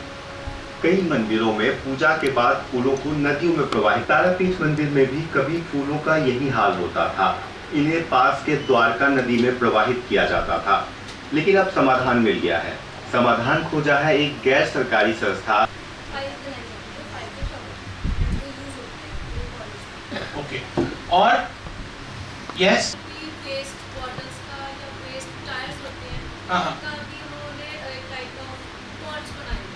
और इनको गार्डन में सभी वेस्ट चीज़ों की अलग अलग डेकोरेशन और जैसे कि बर्ड्स के लिए पॉट्स बनाने, ये सब हमारी वेस्ट चीज़ों से, उन्हीं से हमने बना के प्रॉपर एज ए ब्यूटीफाई भी किया हुआ है और उसको यूज भी किया है।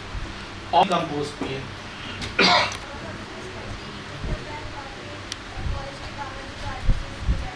यस,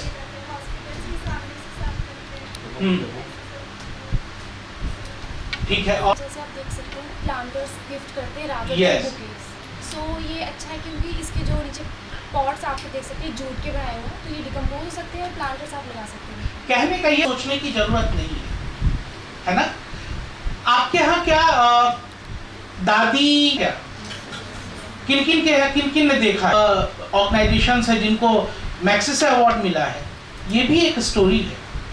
तो वो चीज़ आपके घर में भी हो सकती है। सो डोंट, जैसा कि मनीष कह रहे थे कि आपको इंटरनेशनल जाने की कोई ज़रूरत नहीं है। वो चीज़ें जो आपके मोहल्ले में हो रही हैं,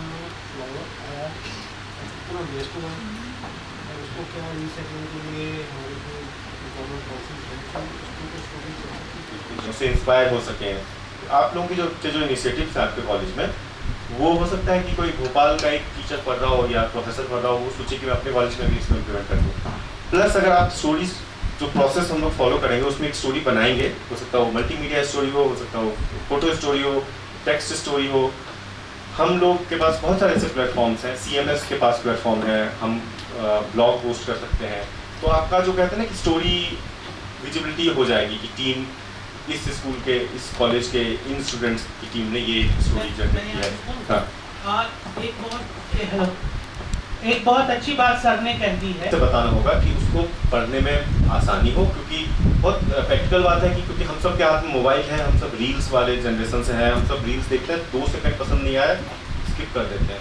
तो हमारी रिस्पॉन्सिबिलिटी है कि हम कोई एफर्ट लगा रहे हैं तो इतना बढ़िया हो कि वो लोग को इंटरेस्ट आए, है ना। तो स्टोरी को थोड़ा ह्यूमन एंगल दें, थोड़ी मतलब एक मल्टीमीडिया वालों के लिए होता है कि हुक, टेक्स्ट वालों के लिए भी होता है कि शुरुआत के 1-2 लाइन ऐसे हो जो हम उसको जब जो पढ़ रहा है हमारा रीडर, क्योंकि अल्टीमेट गोल हमारा ये होना चाहिए कि स्टोरी लिखना नहीं, स्टोरी पहुंचाना, मतलब लोगों तक पहुंचे, वो लोग पढ़ने इंटरेस्ट आए। तो हमेशा एनवायरमेंटल स्टोरीज में ये जब हम लोग रिपोर्टिंग की बात करेंगे तो हम लोग और बातें करेंगे कि आप पे जो सर शुरुआत में बता रहे थे कि आपसे क्या उम्मीदें रहती है जब कोई फीमेल जर्नलिस्ट राउंड पे जाती है, तो उससे बहुत अलग उम्मीद हो जाती है कि वो ह्यूमन इंटरेस्ट की स्टोरीज, क्योंकि उनके अंदर जो लोगों को सुन के और उनकी जो भावनाएं समझ के उसको जो डिपिक्ट करने की जो क्षमता होती है वो पुरुषों से कहीं मुझे लगता है अधिक होती है। हमारे जो फीमेल कलीग्स हैं, हमारे जो सीनियर्स हैं, उनसे मैं ये सब सीखता रहता हूँ। तो स्टोरी में ह्यूमन एंगल हो, लोग हो, ताकि लोग से कनेक्ट कर सके। वो स्टोरी ऐसी ना हो कि सीधे हम कहें कि पंजाब का जो हवा है वो बहुत ख़राब हो रही है। हम ऐसे भी कह सकते हैं कि हम कोई एग्जांपल ले लें कि गुरविंदर, मान लो एक इमेजिन करते हैं एक नाम, और उनको अस्थमा हो है और उनको क्या क्या प्रॉब्लम हो रही है, वहाँ से अगर शुरू करेंगे तो स्टोरी से शुरू होगी। और भी कई इनोवेटिव तरीके हो सकते हैं कैसे हम उस स्टोरी को कह सकते हैं। are two very different things. Be aware of everything what's happening because it's your responsibility. तुमने जान समझ के कॉन्शियसली तुमने ये फील्ड चुना है, तो तुम्हारी रिस्पॉन्सिबिलिटी होती है कि जितने भी टेक्नोलॉजीज तुम्हारे सामने से गुजर रही तुम उसको अडॉप्ट करो, तुम उसको सीखो और उसके बारे में एक्सेप्ट करने में हिचकिचाओ। और कोई काम नहीं, हम सीरियस बन के झोला लटका के घूमेंगे और समाज से कटे रहेंगे। तो इससे बेहतर है कि हम अपनी रिस्पॉन्सिबिलिटी इस तरीके से पूरी करें कि जहाँ लोग हैं वहाँ पहुँच जाए और वैसे कंटेंट बनाए। और सीरियस काम किसी भी प्लेटफॉर्म पे किया जा सकता है। बस बहुत बात हुई इसकी, इम्पैक्ट 25-30 दिन लगातार की स्टोरीज की हैं, एक स्टोरी की और उसकी रोज़ फॉलोअप ले रहे हैं इम्पैक्ट के लिए, तो ये होता है। तो इन सब पे और डिटेल में हम आगे फील्ड के लिए जो पिच जो अप्रूव करने वाला होगा न्यूज़ रूम में, उसको अपनी खबर बताओगे पब्लिश होने से पहले। मतलब आपने जो सोचा उसको अप्रूव करवाना पड़ता है। जो साइंस के जो स्टूडेंट्स हैं यहाँ पे, वो जब रिसर्च पेपर लिखेंगे तो उनको अपने रिसर्च के जो एडिटर होंगे या अपने गाइड होंगे उनको अपना आइडिया पिच करना पड़ेगा। और जो मतलब ये तो हो गई कि एडिटर आपसे बहुत दूर है। कई बार होता है कि मैं और सर बैठे हुए हैं तो मुझे बताना होगा सर को कि मैं ये सोचा है, मैंने ऐसे में ट्रेनिंग कंडक्ट करवाऊंगा। पहले उसके प्रॉब्लम देखेंगे कि पानी दूर क्यों मिल रहा है, गांव के नजदीक क्यों नहीं आ रहा। एक पॉइंट, तुम क्या स्टोरी बनाओगे इससे? ठीक है, एक से ज्यादा शादी यानी मैरिज, सोशल, आपने इससे सोशल कहानी निकाली, same thing.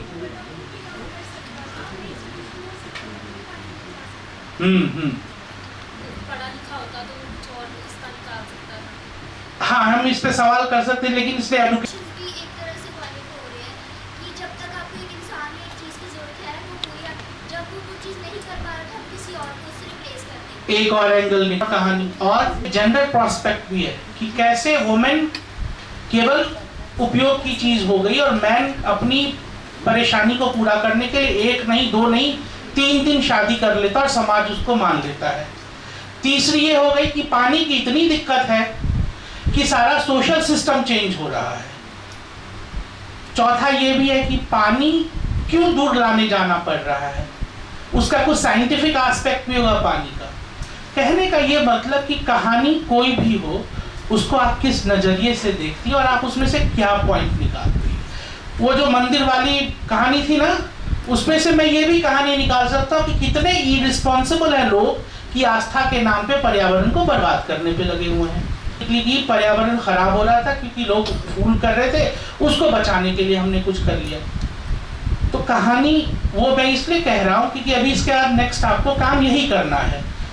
As a group discuss कीजिए, इंडिविजुअल नहीं कुछ कीजिए। जो आप 8-10 लोग हैं, खाने के समय ग्रुप में डिस्कस कीजिए, दोस्ती बढ़ाइए, एक दूसरे को जानिए, एक दूसरे के एक्सपर्टीज को समझिए। और कहानी अब जैसे ये जो कब शुरू हुआ, लेकिन क्या इस कहानी को या इस इनिशिएटिव को कोई और नज़र से देखा जा सकता है? उसमें कोई एंगल लाया जा सकता है क्या? वर्मी कंपोस्ट बन रहा है, क्या वो सिंपल वर्मी कंपोस्ट की कहानी हो सकती है या कुछ और भी हो सकता है? उसका कोई और एंगल भी हो सकता है।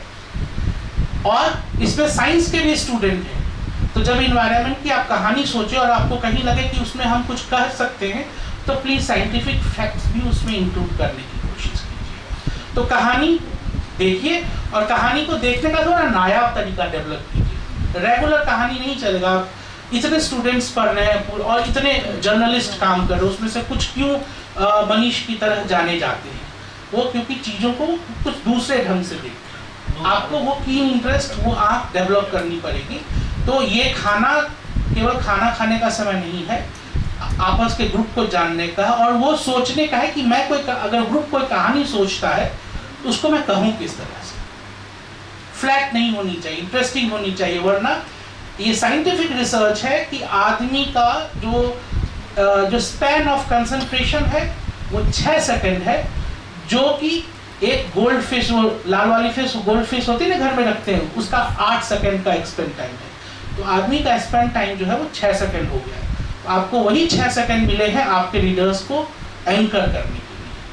अगर इंटरव्यू में भी जाते तो आपको वही 6 या 10 सेकंड मिलते हैं अपना इंप्रेशन छोड़ने के लिए, जो पिच की बात कर रहे थे वो, उसको देख करके और फिर अपना कोर्स ऑफ एक्शन आप लोग डिसाइड हो रहा है। 2 बज के लेकिन जब हम पढ़ रहे थे, जब हमारे ऐसे टॉपिक्स थे, मुझे इतना नहीं था इसके बारे में, नॉर्मल बीट थी, इतना पता था। पर जब आपने आज इतने अच्छे से डिस्क्राइब किया तो ये भी मतलब कि एज ए करियर ऑप्शन कितना बेटर हो सकता है, मुझे अब तक लगा। नॉर्मल बीट से हट के भी काफ़ी हमें लाइफ गिविंग लेसन्स भी देता है कि हम खुद को छोड़ के हमें और चीज़ें, हमारे सोसाइटी में और भी चीज़ें जहाँ पे हमें ध्यान देना चाहिए इसलिए। और जैसे आजकल बहुत वही हो गया है कि जर्नलिस्ट को ऐसे शौक सब बोलते हैं कि आप तो मतलब बेक ही गए हो, मतलब काफ़ी इमेज डाउन हो चुकी है। तो वो मतलब कि अब वो हम यूथ ही, और अगर हम जैसे गुड जर्नलिस्ट आएंगे वो चीज़ अब हम चेंज करेंगे, तो वो उसके लिए वैसे। तो जो यंग जर्नलिस्ट है ना, वही हमारी इमेज अब सुधारेंगे अभी, क्योंकि वाकई ये बात तो सही है कि जर्नलिस्ट बोलते हैं जर्नलिस्ट है, तो लोगों को लगता हो पता नहीं शाम में प्राइम टाइम में चिल्लाता होगा आके, है ना। अच्छा ये बताओ कि कोई और स्किल जैसे जो आपको लग रहा है कि इस तरह की रिपोर्टिंग अगर हमें करनी हो, तो कॉलेज में तो हमें बहुत कुछ सिखाया जाता है, तो उसके बाद अगर कोई फील्ड से आए, जैसे मैं हूँ, तो कोई और कुछ आप लोग में से कोई बताना चाहे कि ये सीखना है, ये समझना है ना। कुछ अभी अगर कुछ याद नहीं आ रहा है तो आप, तो हम लोग उस पर बात कर सकते हैं। प्लस कुछ लोगों को ये डाउट था शुरू में कि जो ग्रुप्स बने हैं वो बहुत कोई मल्टीमीडिया का है, कोई जर्नलिज्म का है, तो ये ना जानबूझ के ऐसा किया गया है। क्योंकि जब हम फील्ड में जाएंगे ना, जब हम कोई न्यूज़ रूम ज्वाइन करेंगे, कोई टीम ज्वाइन करेंगे, तो हमारी टीम में बहुत डाइवर्सिटी रहेगी। कोई ऐसा भी नहीं होगा कि वहाँ सारी लड़कियाँ रहेंगी, हो सकता है 50-50 रेशियो हो, क्योंकि मोस्टली हम लोग कोशिश ये रहती है कि 50-50 हो जेंडर रेशियो। हो सकता है कोई कैमरा बहुत बढ़िया जानता हो, जैसे आपके ग्रुप में ही कोई हो सकता है कैमरा बहुत अच्छा हैंडल करता हो, किसी की एडिटिंग अच्छी होगी, किसी को ग्राफिक डिजाइनिंग का बहुत अच्छा नॉलेज होगा, कोई लिखवा नुकसान है, आपने बोला आधी बात सही है। क्या होता है ना कि हम लोग ये सोचते हैं कि एनवायरनमेंट खराब हो रहा है तो पेड़ लगा दो, बर्थडे है पेड़ लगा दो, है ना, कुछ शादी है पेड़ लगा दो, जज ने किसी को सजा सुनाई चलो 20 पेड़ लगाओ, है ना, PhD डिग्री चाहिए 100 पेड़ लगाओ फिर डिग्री मिलेगी, आपको फाइनल अवार्ड होगा। प्रॉब्लम कहाँ आती है? पेड़ लगाना बिल्कुल अच्छी बात है ना, जंगल होने चाहिए। पहला फैक्ट कि हम जंगल क्रिएट नहीं कर सकते, जंगल को हम बचा सकते हैं, क्योंकि ये प्रोसेस नेचुरल प्रोसेस है जिसके से जंगल बना हुआ है हजारों सालों में। दूसरा कि सब जगह के अपने अपने प्लांट्स होते हैं जो वहाँ के एनवायरनमेंट के लिए बने होते हैं। जैसे राजस्थान है तो खेजड़ी का पेड़ होगा, जहाँ का जैसा क्लाइमेट है। अगर राजस्थान में हमने पीपल के पेड़ लगा दिया तो पीपल का पेड़ जो है ना पानी लेता है। तो हमें हमेशा ये देखना होगा कि इसको ग्रीन वॉशिंग कहते हैं, कि कोई ऐसी बात कोई आके कहेगा आपसे कि ये मैंने बहुत अच्छा काम किया, और आपको छापने से पहले बहुत सोचना पड़ेगा कि ये सच में साइंस का मतलब ध्यान रखा गया है किसी इनिशिएटिव में, या बस लोगों को ऐसे भरमाने के लिए कि हम अच्छा काम कर रहे हैं। जैसे ग्रीन वॉशिंग का लिटरल मीनिंग यही होता है कि जैसे ये है व्हाइट वॉश है, इसको ग्रीन कर दो तो ये दिखने लगेगा कि वाह ये तो अच्छा है, कुछ अच्छा इनिशिएटिव है। कोई पैकेज करो कोई सामान, उस पर ग्रीन लेबल लगा दो, लोग लगेगा कि ये सस्टेनेबल है। तो इसलिए पेड़ लगाने का उदाहरण मैंने इसलिए लिया कि जब भी हम ऐसी खबरों को हैंडल करें तो देखें कि कौन से पेड़ लगाए, क्या नेटिव है, क्या एक ही पेड़ एक ही जगह पर बहुत सारे लगा दिए। पीपल का पेड़ अगर कहीं का नेटिव भी है तो वहाँ भी पीपल का एक ही पेड़ होगा, क्योंकि उसको बोलते हैं उस पीपल जो होता है ना वो राजा होता है, मतलब 100-200 पेड़ के बीच में एक पीपल होगा, उससे भी ज़्यादा पेड़ों के बीच में, क्योंकि वो कंज्यूम करता है। वो जैसे राजा नहीं होते थे, मुकुट पहनते थे पहले, और तो इस तरह से। तो हमें ये एक एग्जाम्पल था सोर्स रहेंगे, और साइंस में क्रेडिबल होना बहुत इंपॉर्टेंट है। उसका फ़ायदा ऐसे मिलता है कि जहाँ भी जैसे जब बात होती है ना कि मतलब नंबर्स की बात होगी कि कौन बहुत फेमस है, तो शायद इस सेमिनार में आने से पहले, इस वर्कशॉप में आने से पहले आप में से किसी ने शायद ही मोंगाबे का नाम सुना होगा। लेकिन जब क्रेडिबिलिटी की बात आती है ना, जब लोग रेकमेंड करते हैं कि क्या पढ़ो, जब यूपीएससी के जो तैयारी करने वाले लोग हैं उनको रेकमेंड करते हैं, तो वो ऐसे ही सोर्सेज रेकमेंड करते हैं जो क्रेडिबल हो, उसमें कोई, तो हम उस तरफ झुक जाते हैं किसी भी मामले में। तो हमेशा जर्नलिस्ट को ना ट्राई करना चाहिए कि हम अपनी तरफ से कुछ ना कहें, न्यूट्रल रहें। हाँ, ऐसा है कि सबको प्लेटफॉर्म नहीं दे सकते। जैसे कोई मिसइन्फॉर्म, कोई ये कहे आके कि धरती तो चपटी है ना, चपटी है, मतलब एक आपको कॉन्सेप्ट पता है, कुछ ऐसे बिलीवर्स हैं जो कहते हैं कि धरती गोल नहीं है, और उसके वो रीजन्स लॉजिक देते हैं, पर साइंस ने ये प्रूव कर दिया है कि गोल है। तो हम फिर अब धरती चपटी वाले से बात नहीं करेंगे कि बताओ भैया आपके क्या आर्गुमेंट्स हैं।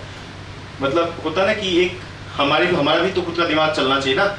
तो जैसे कई लोग कहेंगे आके कि क्लाइमेट चेंज तो मिथ है, क्लाइमेट चेंज तो कुछ नहीं है, तो फिर हम, क्योंकि साइंस और मोस्टली जितने साइंटिस्ट हैं जो कि मेन स्ट्रीम साइंस को फॉलो करते हैं, उनके तरीकों को, टूल्स को, वो सब मान चुके हैं कि धरती में क्लाइमेट चेंज हो रहा है ना, ये शॉर्ट टर्म मौसम का नहीं है। कई लोग ये आपको कहेंगे, आर्गुमेंट देंगे कि देखिए ठंड कितनी पड़ रही है, 10 दिन से लगातार ठंड पड़ी, कहाँ गया ग्लोबल वार्मिंग। जो आइसोलेटेड इवेंट्स हैं वेदर के, उसको हम एज ए क्लाइमेट चेंज के अगेंस्ट उसको यूज़ नहीं कर सकते कि ये नहीं हो रहा है, क्योंकि वो छोटा सा एक वेदर पैटर्न है। लेकिन जो जैसे एक उदाहरण के लिए, जैसे बुखार चढ़ता है ना, तो बुखार चढ़ जाता है और फिर उतर जाता है, तो वो बुखार वेदर हो गया कि गर्मी बढ़ी फिर गर्मी चली गई। लेकिन अगर बुखार चढ़ा ही रह जाए, उतरे ही ना फीवर, तो फिर उसको फिर हम कहेंगे कि तो परमानेंट चेंज हो गया। तो यही धरती के साथ हो रहा है कि जो फीवर है वो उतर ही नहीं रहा। तो इसलिए हमें जाना चाहिए और जाना पड़ता है, और ग्राउंड से बहुत अच्छी स्टोरीज आती हैं। आप सोचोगे कि छोटे गांव में जाके क्या मिलेगा, बहुत कुछ मिलता है जो बहुत लोगों को इंटरेस्ट आता है। एक एग्जांपल बताता हूँ, मैंने डायमंड माइनिंग पे एक स्टोरी की थी। आपको पता है डायमंड माइंस कहाँ है इंडिया में? ओके, सबसे जो बेहतरीन माइंस हैं, जो सबसे ज़्यादा प्रोडक्शन करते हैं, वो है पन्ना में, वो है मध्य प्रदेश में।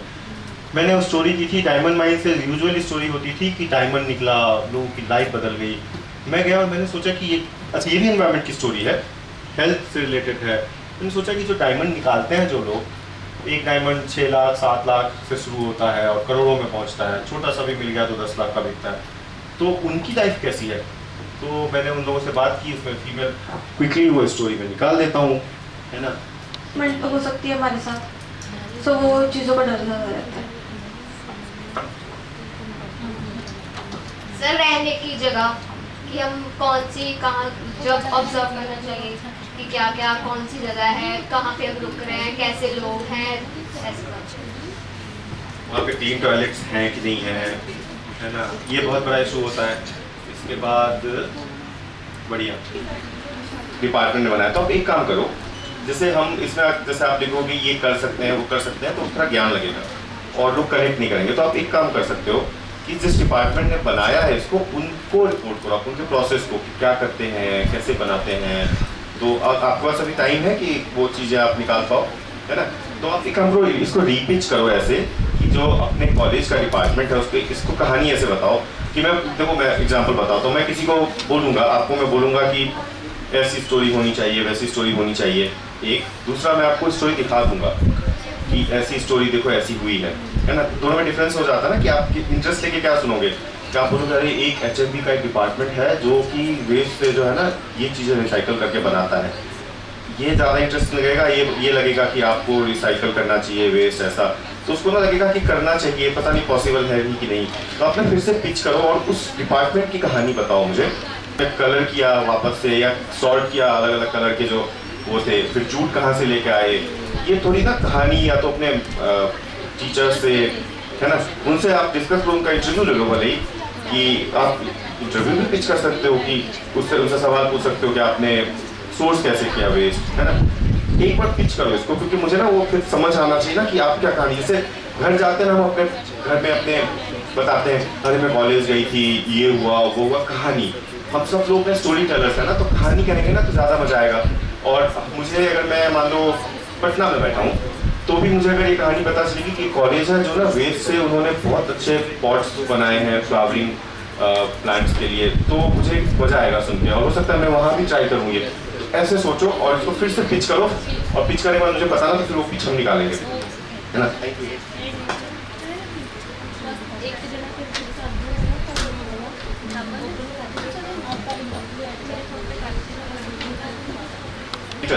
मुझे पता रहना चाहिए ना कि कितना डिप्लीट हुआ है, और उसके कुछ ऐसे टर्म्स होते हैं कि उनके वेल्स होते हैं CPCB के, और स्टेट का भी उतना होता है वाटर रिसोर्स। CPCB नहीं, सेंट्रल वाटर कुछ कमीशन होता है ना, तो उसके वेबसाइट पे जाके आप देखो एक्चुअली है क्या, स्टोरी है क्या। डिप्लेशन हो रहा है हम सबको पता है, लेकिन कितना डिप्लीट हुआ है, क्या स्टोरी है। तो आपके पास अगर उसका कोई रिसर्च हो तो उस तरह से आप दो, मतलब ठीक है ग्राउंड रिपोर्ट नहीं है ये, आप डेटा और सोर्स और स्टडीज के आधार पर कर रहे हो, पर उसको ना थोड़ा सा मुझे डेटा चाहिए उसमें कि क्यों ये स्टोरी मैटर करती है ना। एक बार और, क्योंकि आप जब स्टोरी लिखोगे तो जो पॉइंट्स आप डालोगे इसमें वो अभी मुझे पिच में भी दो, तो फिर तब जाके हम देखेंगे कि उसको, है ना। एक बार फिर से ट्राई करो, इससे लेके पब्लिश तक का एक प्रोसेस देख लेंगे तो आपको एटलीस्ट पिच का जो है ना आपको आइडिया लग जाएगा कि कैसे लिखना चाहिए, है ना। देखते हैं, ट्राई करते हैं, इंटरनेट आए तब तक आप अपने पिच पे ध्यान दो और देखो, ट्राई करो कि एलैबोरेट करके थोड़ा डिटेल में कैसे कर सकते हैं फिर से। Story title: From Waste to Worth. HMV transforms waste paper through recycling. And what is your story about and why does it matter? The story is about HMV and its inspiring journey of environmental sustainability, centering about paper recycling unit. Education isn't just about books, it's about building a bed. HMV is leading the way. The HMV is leading the way by showing how schools and colleges can create a greener, cleaner. वो तो चलेगा क्योंकि ये बहुत थोड़ा बड़ा project था, लेकिन फिर इसका वीडियो भी देखते हैं हम। उसमें उन्होंने सोर्सेज के नाम लिखे डिटेल में कि गवर्नमेंट ऑफिसर से बात करेंगे, रिसर्चर से बात करेंगे, कर सकती है ना। तो किस किस को पता था कि मेज से इथेनॉल बन सकता है? नहीं पता था, तो नई बात पता चली ना। इसका एक कंसर्न ये है कि अगर खाने से हम अगर फ्यूल बनाने लगेंगे तो फिर खाएंगे क्या, है ना। और मेज प्रोडक्शन में पानी लगता है, इसके बाद इथेनॉल बनाने में भी पानी की खपत होती है, तो ये भी एक एनवायरमेंट के लिए कंसर्न है कि कैसे एक सॉल्यूशन भी एक ऐसी प्रॉब्लम खड़ी कर सकती है जिसको इसको एक सॉल्यूशन की तरह देखा जाता है कि हम लोग ऑयल, आपने नितिन गडकरी जी को बोलते हुए सुना होगा कि हम लोग ऑयल इंपोर्ट करते हैं बहुत ज़्यादा, पेट्रोलियम, उसको कम करना चाहते हैं, उसे हमारा एक्सपोर्ट का जो करेंसी जा रही है फॉरेन एक्सचेंज वो उसमें हम सेव कर सकते हैं। लेकिन उसके बदले हम अपने खेतों में जो उपजा रहे हैं गन्ना और मेज, और उससे हम एथेनॉल बनाएंगे उसको फर्मेंट करके। लेकिन प्रॉब्लम यह है कि फिर हम खाएंगे क्या। तो ये सब इशूज होते हैं एनवायरमेंट के, पानी की खपत बढ़ेगी क्या, सस्टेनेबल है, तो इन सब पे भी बहुत सारी स्टोरीज होती है। मेरे पास एक ना पंजाब से आप लोगों को मिल गया पिच हो, कौन इस बार वॉलंटियर करेगा पिच पढ़ने के लिए? आप कोई और? हाँ, आप लोग गौर से सुनना क्या पिच है, फिर हम स्टोरी देखेंगे। Another example of pitch: straw to energy. Are biomass plants viable solution to burning? Summarize the main focus of the story. Biomass-based units are being hailed as one of the solutions to issue of straw burning in North Indian states. These include creation pellets from straw, which can then be used as fuel in the industrial units or producing steam. From straw briquettes to produce steam, which can. Good afternoon everyone. So हमारी जो story है वो है vermi compost के ऊपर, जो कि HMV के अंदर किया जाता है। हम लोगों ने वर्मी कंपोस्ट के ऊपर ये चीज़ें ढूंढी या हमको जो भी मिला, जो भी हमने इकट्ठा किया, वो हमने इसको क्रिएट किया। सो स्टोरी है every grains matters. Every grain matters, जो कि हम एक अन्न जो खाते हैं ना, उसका एक एक दाना वो हमारे लिए मैटर करता है। हम उसको वेस्ट नहीं होने दे सकते। तो उसी वेस्टेज के अकॉर्डिंग हमने ये वर्मी कंपोस्ट के ऊपर जो HMV के अंदर एक इनिशिएटिव चल रहा है, उसके बेस पर ये हमने रिपोर्ट तैयार की है। At the heart of Jalandhar, HMV Vidyalaya turning waste into wonders under the dynamic leadership of Principal Professor Dr. Mrs. Arjit Sarin. The college is not preaching sustainability. हमारे कॉलेज के professor principal Mrs Ajay Sareen ने जो है ये काम शुरू किया, जो कि 2016 या 18 के बीच 2016 से ही शुरू हुआ था, जिसको आज 9 की 10 साल होने को हैं। और ये उस वक्त से लेके आज तक काफ़ी आगे बढ़ चुका है और काफ़ी इसका योगदान भी रहा है HMV के प्लांट्स में भी और बाहर भी।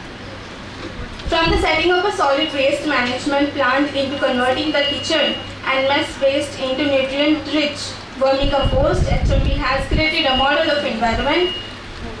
Total kitchen gardens now bloom with herbs and veggies. हम लोगों ने जितने भी वर्मी कंपोस्ट को रेडी किया है, वो ऐसा नहीं है कि सिर्फ बनाया और हमने एक शो के लिए दिखाया कि हाँ हमने वर्मी कंपोस्ट किया है। वो यूज़ भी किया गया है, वो वहाँ के गार्डन्स प्लांट्स में हर जगह यूज़ होता है, जिसकी वजह से वहाँ की वेजिस और हर्ब्स भी हमको देखने में मिलती हैं। आज जालंधर के टॉप नंबर 1 में HMV का नाम होता है because of this greenery. Cleaning task and waste fabric becomes trendiest assets in the college boutiques. वहाँ पे जो हम लोग देखते हैं, वहाँ पे भी हमारे प्लांट्स वगैरह हैं काफ़ी ज़्यादा। वहाँ पे ग्रीन प्लांट्स भी हम लोग इसी के सम्मान में भी देते हैं। तो वो प्लांट्स में भी जो कंपोस्ट होता है, वो वर्मी कंपोस्ट हमारे ही खुद के द्वारा जो वर्मी कंपोस्ट यूनिट है उसके द्वारा तैयार किया जाता है। थोड़ी देर में आ जाएंगे, लेट आएंगे तो उनका भी पेंडिंग रखते हैं। On World Environment Day, the college showcased the achievements from the paper recycling to upside bird feeder. The students, motivated by teachers and leaders like pledged to reduce plastic uses and raise awareness for a cleanser planet. जब इसके बारे में पता किया जाता है तो हमको ये भी जानने को मिला कि यहाँ पे सिर्फ वर्मी कंपोस्ट ही नहीं, इसके अलावा और भी रिसाइकलिंग के जो है काम किए जाते हैं, जिसमें कि पेपर, प्लास्टिक और भी चीज़ों का रीयूज किया जाता है। कोई बच्चा अगर इनमें से जिसमें मैं नाम ही ना लिखा हो तो हो भी सकता है, ई-सर्टिफिकेट वाले होंगे तो ना आप लोगों के बीच से फीडबैक लेंगे। एक हम लोग के मीडिया में एक नियम होता है कि फीडबैक बहुत कंस्ट्रक्टिव होते हैं। अगर कोई फीडबैक में कोई अगर नेगेटिव पॉइंट भी बोले तो दिल पे नहीं लेना होता है, ठीक है, क्योंकि हम सब इम्प्रूव करने के लिए करते हैं अपने काम को, है ना। तो कोशिश करिएगा कि आप लोगों को ये स्टोरी समझ आई, इंटरेस्टिंग लगी, नहीं लगी, क्या और हो सकता था, हेडलाइन कैसा है, क्या तो मैं सीधे माइक लेकर आ जाऊँगा सामने। इस स्टोरी आपको ये स्टोरी कैसी लगी पिच के लेवल पे? मान लो आप एडिटर हो और आपको एक पिच आया तो आप क्या इसको अप्रूव करोगे? और करोगे तो क्यों करोगे अप्रूव? क्या अच्छा लगा इसमें? या नहीं करोगे तो क्या खराब लगा जिसको इम्प्रूव किया जा सकता है? नहीं होगा झगड़ा, वो उसने बोला है कि वो लेगी, फीडबैक जो है बहुत पॉजिटिवली लेगी वो, ठीक है। क्योंकि जो पिच आते हैं ना तो हम लोग ये बहुत गौर से देखते हैं कि कोई उसमें क्या गलती क्या है उसमें, या फिर अगर हमें वो चैट जीपीटी की लैंग्वेज लगती है तो कई बार डाउट भी हो जाता है हमें, क्या पता पार्ट आए या तो कोई डेटा आए उसमें कि मान लो कि 20 kgs ऑफ वेस्ट, कुछ ऐसा है ना, या फिर ऐसा आए कि कुछ भी डेटा, या फिर आपको आपका जो गार्डन है उसमें जो प्लांट्स की संख्या है या उसकी वैरायटी कितने प्लांट्स को सपोर्ट कर रही है। हाँ हाँ आ रहा हूँ।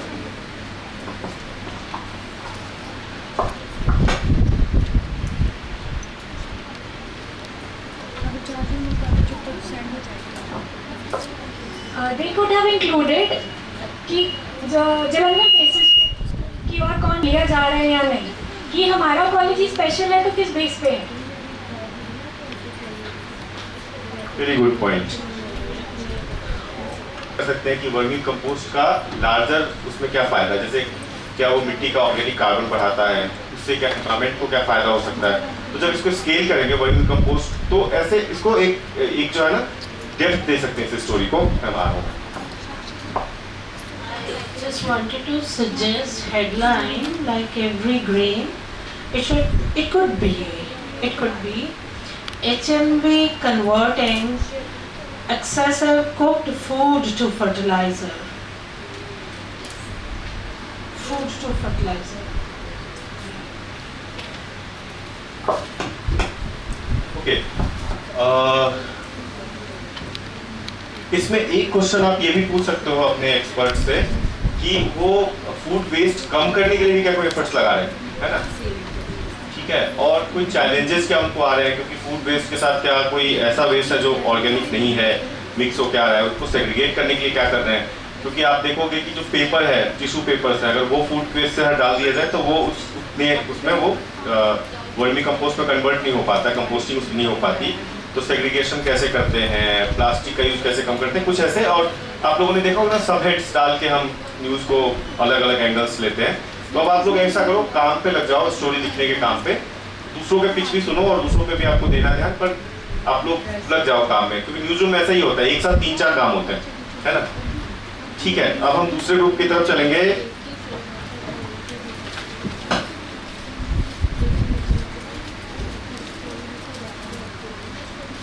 निकालो पिच, मैंने भेज दिया है, और उसको जब पढ़ के आप एक्सप्लेन करो पूरे,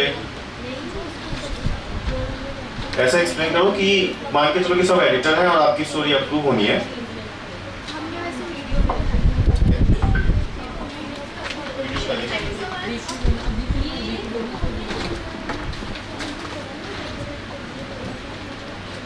गुड आफ्टरनून एवरीवन। मेरा नाम साक्षी बडोला है और मैं टीम 4 से हूँ। हमारा आइडिया था ट्रैश टू ट्रेजर, HMB का इको पार्क रेवोल्यूशन। तो जो HMB के है, sorry pay attention,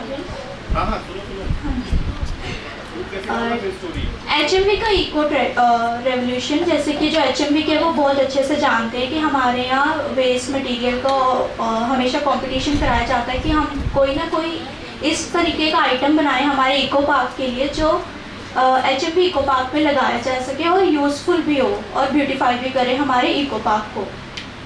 What is your story about and why does it matter? तो हमारी स्टोरी है turning waste into wonder. Of course waste से कुछ ऐसा बनाना जो बाकियों से अलग हो। A powerful initiative by Hansraj Mahila Mahavidyalaya HRMMB, एक हमारा इनिशिएटिव, जैसे कि हम ग्रीन प्लांटर्स देते हैं बुके की बजाय हमारे गेस्ट को, उसी तरीके से एक इनिशिएटिव इको पार्क का भी है। Where students and faculty came together to build an eco park entirely out of plastic waste and discarded materials like old buckets, basins, tiles, pots and bottles. अगर किसी ने इको पार्क देखा होगा हमारा, तो वहाँ पे टाइल्स भी यूज़ की गई है, वहाँ पे प्लास्टिक बोटल्स को बहुत अच्छे से यूज़ किया गया है हमारे लैंड पे, और जो भी हमारे यहाँ पेंट हुआ था उससे जो बकेट्स और बाल्टी जो बची थी उससे बहुत अच्छा उन्होंने गेट बनाया हुआ है। It shows how creativity, environmental responsibility and teamwork can transform even garbage into a green and beautiful space. Of course, क्योंकि कोई भी काम टीम वर्क के बिना नहीं हो सकता है, वहाँ पे सबके आइडियाज़ लगे गए हैं। और जब NSS का हमारा 7 डे का कैंप होता है तो भी हमें ये इन सब चीज़ों के लिए इनिशिएट लेते हैं हम। तो ये हमारी इन्वायरमेंटल रिस्पॉन्सिबिलिटी भी है कि हम अपने इको पार्क को अच्छा भी रखें अपने कैंपस के साथ साथ। और हमें ये बताता है कि गार्बेज सिर्फ फेंकने के लिए नहीं, हम उससे बहुत अच्छा आइटम बना सकते हैं। जब आप हमने एक वीडियो भी क्रिएट किया, आप वो देखोगे तो आप उससे ज़्यादा बेहतर समझ पाओगे। This story of trash to treasure matters because this proves that sustainability is possible with innovation and youth can lead the change by taking small but meaningful actions. हमने चाहे छोटे छोटे एक्शंस लिए हैं, बहुत बड़ा प्रोजेक्ट नहीं बनाया अपने इको पार्क में, बट वो एक हमारे लिए इनिशिएटिव है और एक ये भी प्रूव करता है कि जो यूथ है वो आगे हमारे वर्ल्ड में चेंज लेकर आने वाला है, हमारे इंडिया में चेंज लेकर आने वाला है। It's a call to action for others to see trash not as a problem but as potential. हमने गार्बेज को, जितना भी खराब मटेरियल था उसको एज गार्बेज, कचरा नहीं देखा है, बल्कि हमने उसको ये देखा है कि उसका पोटेंशियल क्या है, वो हम किस तरीके से ऑप्टिमम यूज़ कर सकते हैं उसका।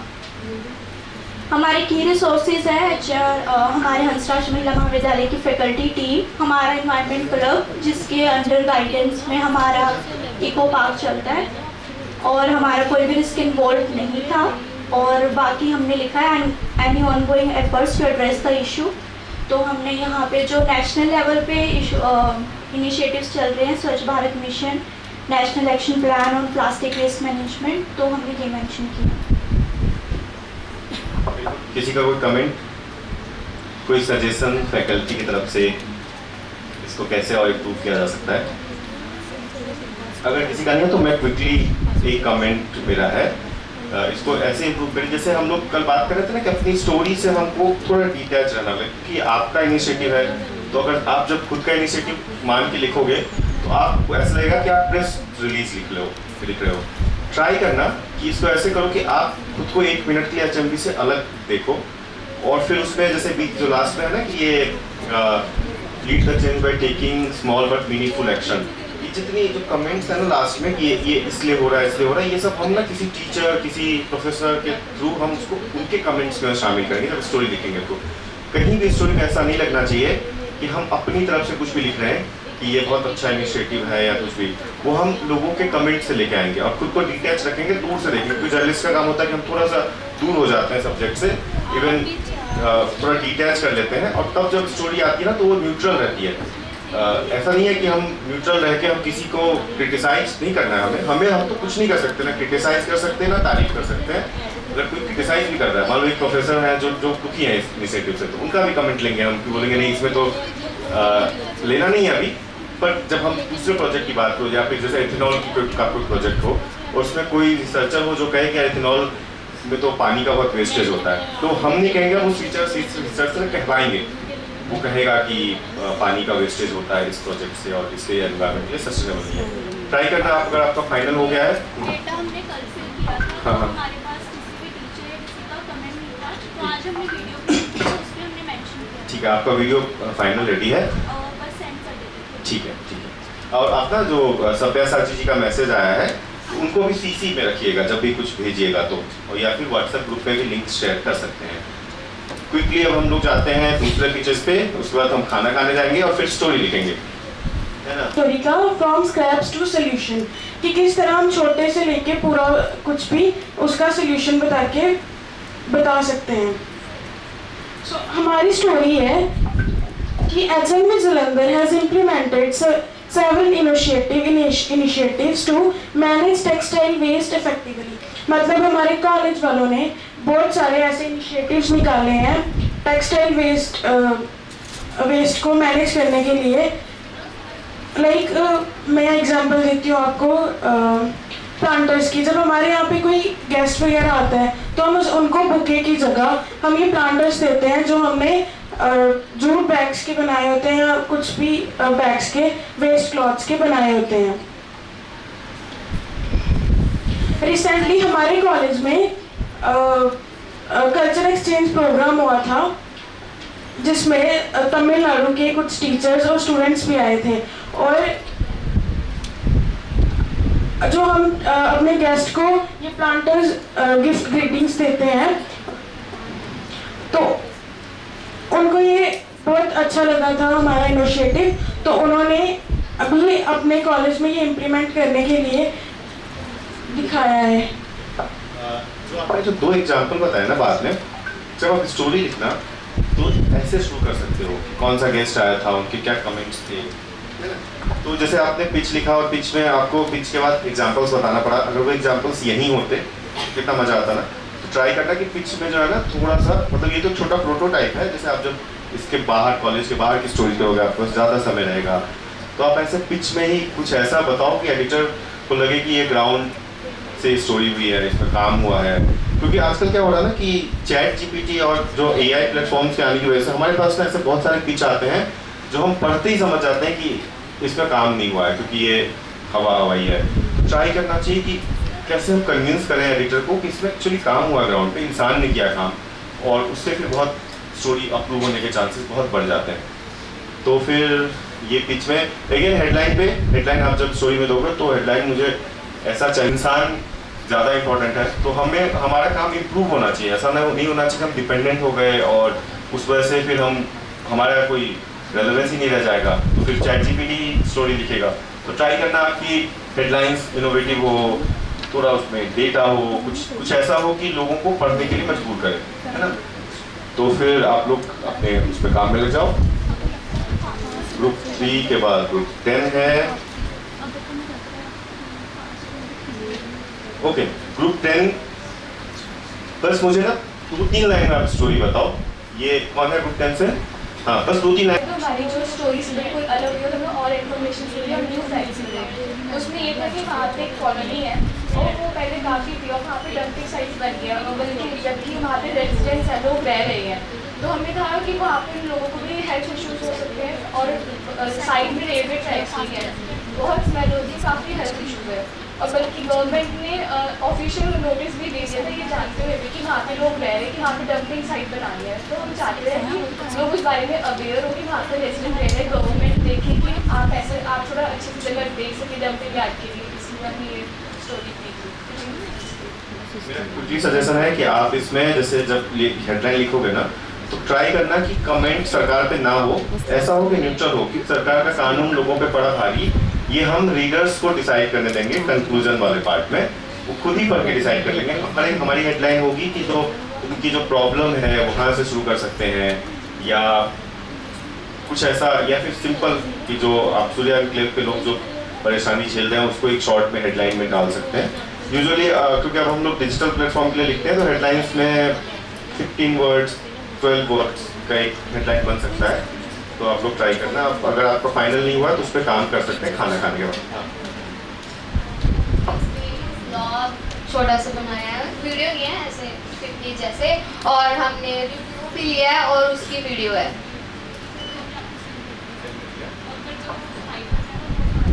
ठीक है, अब ठीक कर सकते हो आप उसको, अपने पास टाइम है। मतलब आप जो है ना उसको और इम्प्रूव करो, और खाने के बाद टाइम देंगे हम, उसमें आप लोग लिख सकते हो। काम कर रही थी वर्कर काम कर रहे हैं, इसी बाइक्स वगैरह नहीं होने दिए। एक्चुअली मैंने एक वीडियो बनाने का मना कर दिया था, तो बाइक होता है लेके टेक्स्ट बेस्ड वीडियो बनाई है। तो ਅਸੀਂ ਇਹ ਦੱਸਣਾ ਚਾਹੁੰਦੇ ਹਾਂ ਡਾਟਾ ਵੀ ਅਸੀਂ ਆਨਲਾਈਨ ਦੇਖਿਆ। तो ਆਪਾਂ 2024 ਦਾ ਡਾਟਾ ਦੇਖਿਆ ਕਿ ਹਰ ਸਾਲ 500 ਟਨਸ ਗਾਰਬੇਜ ਕਲੈਕਟ ਹੁੰਦਾ, ਬਟ ਉਹਦੇ 'ਚ ਸਿਰਫ 120 ਟਨਸ ਹੀ ਟ੍ਰੀਟਡ ਹੁੰਦਾ, ਬਾਕੀ 380 ਇੱਦਾਂ ਹੀ ਵੇਸਟ ਹੁੰਦਾ, ਆਲਮੋਸਟ 6 years। तो ये बनाई हेडलाइन है आपका कि वो हेडलाइन आप लिखेंगे कि 5000 मीट्रिक टन कलेक्ट होता है, और है ना। तो इस तरह से आप उसी एंगल पे स्टोरी बनाओ, और जो लोगों के वो है, आपने अगर स्टोरी बना ली है तो उसको इम्प्रूव करिए हेडलाइंस को, और जो हम लोगों ने बात की उसको इम्प्रूव करके, ठीक है।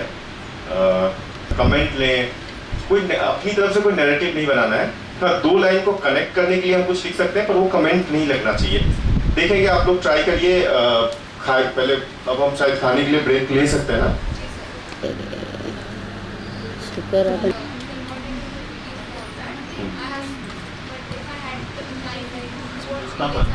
ठीक है, हाँ हाँ हाँ, आगे करिए इसको, और आगे करके इसको फिर ये देखते हैं। अन्न का एक एक दाना कीमती है, जीवन का आधार है अन्न। It is environment friendly and brings enrichment of soil, thus increasing. तो उनका जो एक टेक्स्ट का ग्राफिक लग जाए, आपने किस सॉफ्टवेयर में एडिट किया है? InShot में, ठीक है। तो उसमें ऑप्शन है कि आप टेक्स्ट डाल सकते हैं, ये कर लीजिए। इसके बाद रिकॉर्ड करते टाइम ऑडियो बहुत इंपॉर्टेंट होता है, तो कई जगह दिखा कि ऑडियो ठीक से नहीं आया है।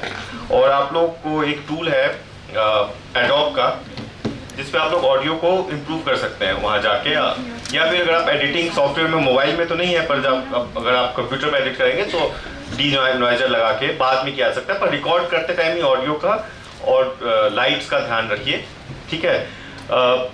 मुझे इसमें बहुत सारे विजुअल्स अच्छे दिखे, उसको सीक्वेंस बनाने की कोशिश करिएगा। मैं ट्राई करूंगा कि समय रहेगा तो एक सीक्वेंसिंग का एक छोटा सा मैं पीपीटी दिखा दूंगा, नहीं तो मैं भेज दूंगा ग्रुप में, तो आप लोगों को वो बहुत हेल्पफुल होता है कि वीडियो में सीक्वेंस कैसे बनाएं हम। ठीक था, तालियां।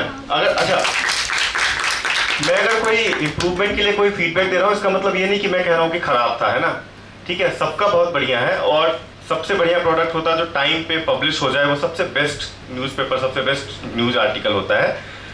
लेकिन मैं सजेशन इसलिए दे रहा हूँ क्योंकि हो सकता है कि हमेशा इम्प्रूव, जब मेरा भी काम है उसमें भी आपसे सजेशन मांगूंगा तो उसमें भी इम्प्रूवमेंट की गुंजाइश रहती है, तो हमेशा हम लोग बेहतर करते जाते हैं ना, इसलिए मैं दे रहा हूँ, है ना। सबका काम बहुत अच्छा है और सबके एफर्ट्स बहुत बढ़िया है ना। नेक्स्ट पे जाते हैं। हाँ, नहीं कौन सा ग्रुप था? Which group? नंबर 9। अच्छा, ठीक है। क्विकली इस पर मैं सजेशन देता हूँ, बाकी तारीफ तो आपने तालियों से देख ही ली है। जब हम शुरू कर रहे थे ना, तो थोड़ा सा कॉन्टेक्स्ट सेट करने के लिए जो एंकर था वो बोल सकती थी कि मैं इस वक्त इस कॉलेज में हूँ और मेरे साथ जो हैं ये व्यक्ति हैं और ये मैनेज करते हैं, पहली बात। दूसरी बात, एक मतलब जो आपके बाद में भी काम आएगा, किसी भी इवेंट को, किसी भी चीज़ को अगर क्लाइमेट चेंज को एट्रीब्यूट करना है कि क्लाइमेट चेंज की वजह से हुआ है, तो वो सिर्फ एनेक्डोटल एविडेंस नहीं चलेगा कि बारिश हुई और पेड़ गिर गया तो हम क्लाइमेट चेंज कह देंगे। थोड़ा रिस्क है इसमें, क्योंकि मौसम भी होता है ना। कल मैं बता रहा था ना कि क्लाइमेट चेंज और मौसम दो अलग अलग चीज़ें होती है। बारिश तो पहले भी होती थी, आज से 100 साल पहले भी होती थी, वाटर लॉगिंग भी होती थी पहले भी, है ना। तो ट्राई करिएगा, क्योंकि समय कम था मैं समझता हूँ, पर ये प्रैक्टिस में रखिएगा कि कोई एक्सपर्ट, कोई प्रोफेसर, है ना। दूसरी बात, तीसरी बात कि एडिटिंग है तक, ये तो हमारा रॉ वीडियो था जो हमने इंटरव्यू लिया और थोड़ा बहुत एडिट किया। शुरू में हम कुछ टेक्स्ट डाल सकते थे, मतलब इंट्रो शुरू करने टाइम ही, तो एडिटिंग की जरूरत थी कि उसको और थोड़ा क्रिस्प किया जा सकता था। जो बहुत महत्वपूर्ण बाइट थी उन अंकल की, उनको बीच में लाया जा सकता था। कुछ समय कम था, पर आप लोग इसको थोड़ा और इम्प्रूव कर सकते हैं, आपके पास टाइम है। तो आगे आने वाले टाइम में आपके पास, अगर आपके ग्रुप में आप आपस में कोऑर्डिनेट करके इसको फिर से एक न्यूज़ आर्टिकल जैसा, न्यूज़ प्रोडक्ट जैसा बनाना चाहें तो इसको इम्प्रूव कर सकते हैं और भी, है ना। और फिर ग्रुप में आप सेंड कर सकते हैं इसको। और इसके साथ हेडलाइन और डिस्क्रिप्शन, क्योंकि आप कहीं भी पोस्ट करेंगे तो 2 चीज़ें चाहिए, वो आप प्लीज़ लिख के डाल दीजिएगा ग्रुप में। प्लस कैमरा, वो भी टेक्निकल है कि जब भी आप जाएं फील्ड में, तैयारी के साथ जाएं, आपके पास ट्राइपॉड हो तो कैमरा हिलना नहीं चाहिए, है ना। तो ये रहा क्विक सजेशन, बाकी बहुत बढ़िया था।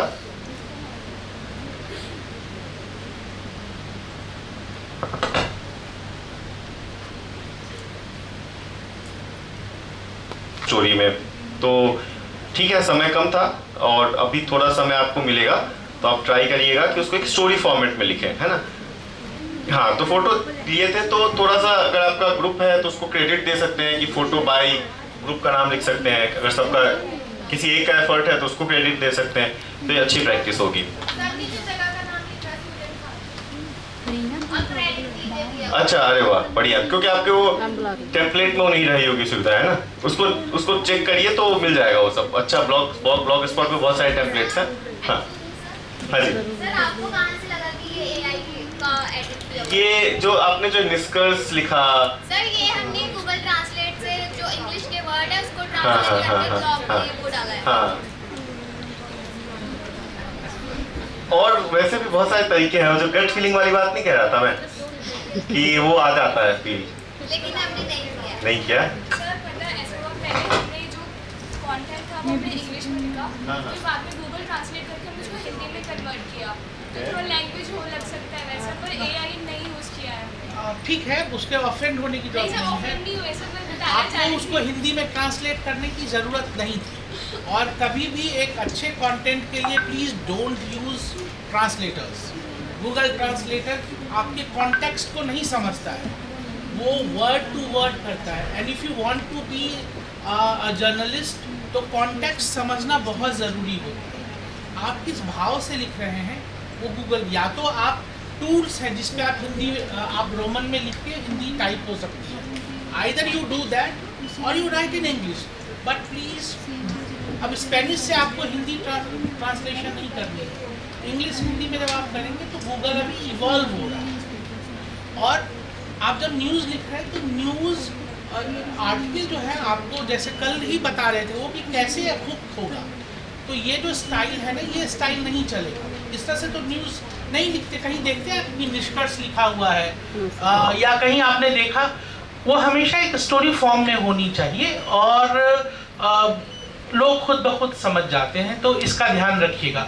एक चीज़ और मैं बता दूं, जिन लोगों का देखा है, जिन लोगों का मैंने नहीं देखा है क्योंकि व्हाट्सएप पे ही आ ही रहा है, तो सर ने जो भी चीज़ें सुधारने को कही हैं, आपके पास 7 दिन का टाइम है। बाय नेक्स्ट सैटरडे इसी ग्रुप पे आप वो डाल दें, क्योंकि अगर मैं ये पब्लिश करना चाहता हूँ तो मैं इस फॉर्मेट में उसको पर्यावरण टाइम्स में नहीं डाल सकता हूँ या मैं उसको लिंक्डइन पे नहीं डाल सकता हूँ। और जैसा मैंने कहा था कि जो लोग बनाएंगे उसको एक अगेन आपको ई सर्टिफिकेट आपके पब्लिकेशन के लिए मिलेगा, जो आपके लिए, जैसे एक सर्कल कह रहे थे कि आपका पोर्टफोलियो क्या होगा, so that you can use as a portfolio.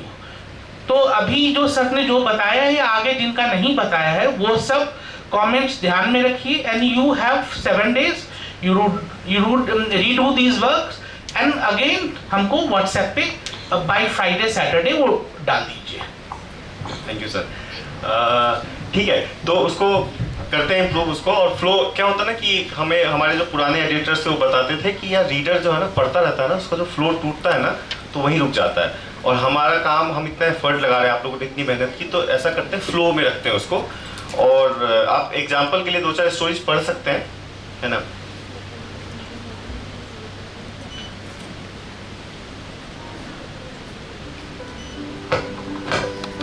ये चीज़ मिसिंग है तो उसमें 5W का ख्याल रखेंगे। आप कुछ 1-2 रिपोर्ट्स पढ़ लीजिए कि कैसे लिखी जा रही है। जैसे आपको डंपिंग यार्ड पे करनी है तो आप गूगल में डंपिंग यार्ड सर्च करिए और देखिए कि जो प्रोफेशनल ऑलरेडी काम कर चुके हैं उस पर उन्होंने कैसा लिखा है। तो हमें कहते हैं ना, लिखने से पहले बहुत सारा पढ़ना पड़ता है, बहुत सारा काम पढ़ना पड़ता है। तो वो एक प्रैक्टिस में ले आइए और आपके बाकी आपकी पढ़ाई जो क्लास की जो है वो उस सिलेबस में जो बहुत सारी चीज़ें हैं उसको फॉलो करिए, तो आप बहुत बढ़िया रिपोर्ट बनाएंगे। और आप लोगों ने बहुत बढ़िया एफर्ट्स लगाया। कोई ऐसा है जिसका कंप्लीट नहीं हो पाया प्रोजेक्ट? तो ताली बजा दो भाई, सबका हो गया कंप्लीट। और मुझे तो बहुत प्राउड फील हो रहा है कि आपको टाइम कब मिला लिखने का। हमें हर टाइम तो मैं बोलता था यहाँ से, तो बिना टाइम मिले आपने जब कर लिया, तो जब आपको टाइम मिलेगा तो कितना बेहतर कर सकते हैं। ठीक है, आपस में डिस्कशन करिएगा, रिव्यू करिएगा एक दूसरे का काम। ट्रांसलेटर का यूज़ नहीं करें तो बेहतर है, क्योंकि हम लोग अभी सीखने के फेज में है ना। जब हम काम करेंगे तो हम सब AI टूल्स का इस्तेमाल करेंगे, क्योंकि वो समझ में आ जाता है। और ट्रांसलेटर भी AI है, वो भी आर्टिफिशियल इंटेलिजेंस है ना। तो ट्राई करेंगे कि जो भी लैंग्वेज में हम कंफर्टेबल है, पंजाबी में कंफर्टेबल है उसमें लिखेंगे, इंग्लिश में है लिखेंगे, इंग्लिश में भी लिखेंगे। मुझे कई बार ना इंग्लिश में मुझे थोड़ी छोटी ग्रामेटिकल मिस्टेक्स दिखी, तो आजकल ना टेक्नोलॉजी का वहाँ यूज़ करिए ना, जैसे ग्रामर करेक्ट करना है ना। कुछ स्पेलिंग मिस्टेक्स थी पिच में, तो वो सब ना बहुत अखरता है। जैसे स्पेलिंग मिस्टेक होगी तो लोग जज करेंगे आपको, तो ट्राई करिए भेजने से पहले देख लीजिए कि ही के साथ ES लगेगा, मतलब उसके आगे वर्ब का कौन सा फॉर्म लगेगा, तो वो सब ठीक है। तो अब हम लोग नेक्स्ट उस राउंड में जाते हैं, सेरेमनी होगी। और अगर आपको कोई स्टोरी पढ़नी है एनवायरनमेंट से रिलेटेड या CMS के बारे में जानना है तो हमारे सोशल मीडिया पेजेस पे जा सकते हैं, फॉलो करिए उनके काम से। आप मेरा काम पढ़ना चाहते हैं तो मेरा नाम गूगल पे डालिए, है ना। सोशल मीडिया पे कनेक्ट रहिए, लिंक्डइन पे कनेक्ट रहिए और फिर बढ़िया काम करिए और अपना काम भेजते रहिए अच्छा पोर्टफोलियो बना के, है ना। Thank you so much.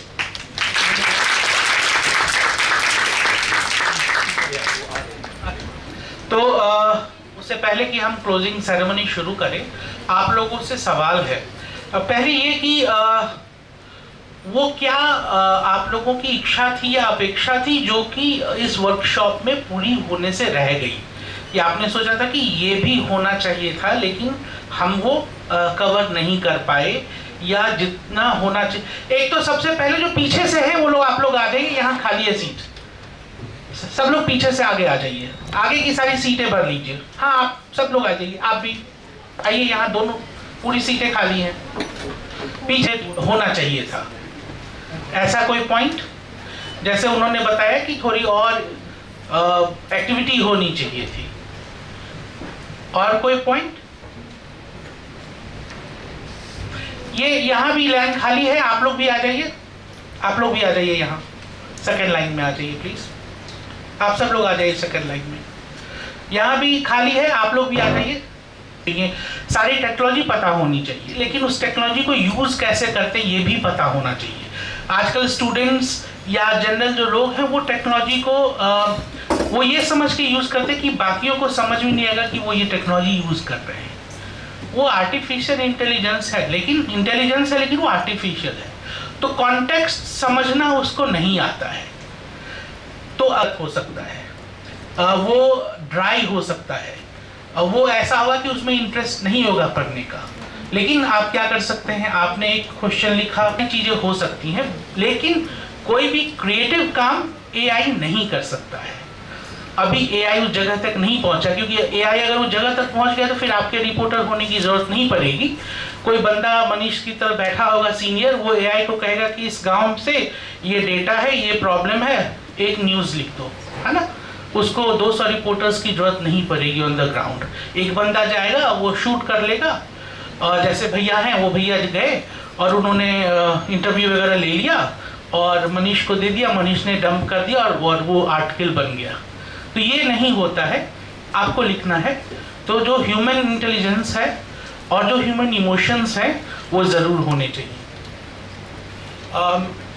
अगर मुझे मेरे आसपास ही कितनी प्रॉब्लम नहीं, जो हमने बनाया वही उसी में काम करो, और फिर जब हम इसी में कर रहे हैं तो हमें अच्छे फ्रेंड्स भी मिले और हमें पता चल गया कि अलग अलग बंदा कैसे कैसे काम कर सकता है। ग्रेट। और आप भी बताना चाहती थी? ऑन ग्राउंड काम आप जैसे करवाई हमसे, हमें ये पता चला कि अगर हम कहीं जा रहे हैं इस फील्ड में तो वहाँ जाके हम कैसे उसको करना है, जैसे वीडियोग्राफी कैसे करनी है, जी, वहाँ पे कैसे क्वेश्चन पूछना है, कैसे उसको बताना है, स्टोरी बताना है, ग्रेट। चीज़ काफ़ी अच्छी। और कोई? ये एनवायरमेंटल जर्नलिज्म पे वर्कशॉप थी, बट हम ये पॉइंट्स बाकी किसी भी फील्ड में यूज़ कर सकते हैं, भले वो डेस्क जॉब हो या फील्ड जॉब। बिल्कुल। और उसका जो कॉज है वो कॉज है मनीष कुमार जी। आपको बहुत बहुत धन्यवाद कि आप इतने आप ग्रुप में सवाल कोई पूछना हो बिल्कुल पूछिए। जो आपको समय दिया गया ठीक करने के लिए उसमें वो ठीक करके वो सबमिट कीजिए, और एक हफ्ते के अंदर बाय फ्राइडे और सैटरडे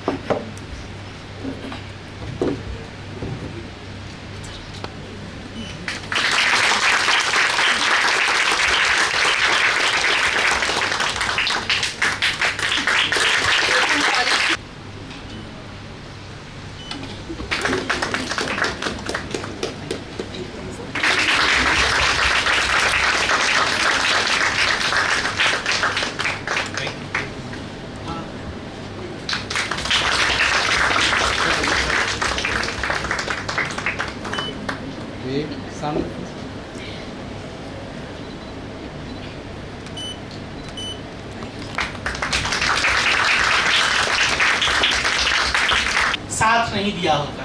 एक छोटा सा हमारा टोकन ऑफ एप्रिशिएशन उनके हेल्प को लेकर बारी बारी से जो हमारे जो पार्टिसिपेंट कॉलेजेस हैं, इंस्टीट्यूशंस हैं, उनके रिप्रेजेंटेटिव को, मैम्स को, सर को बुलाएंगे और उनको फेलिसिटेट करेंगे। That's our token of appreciation.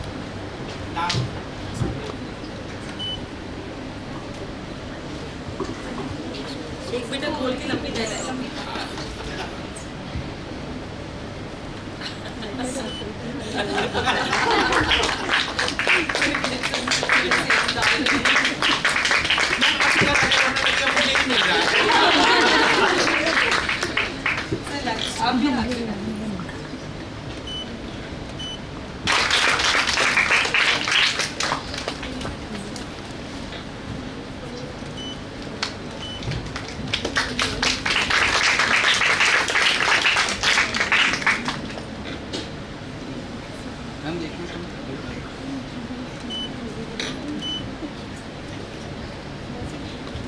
Diwali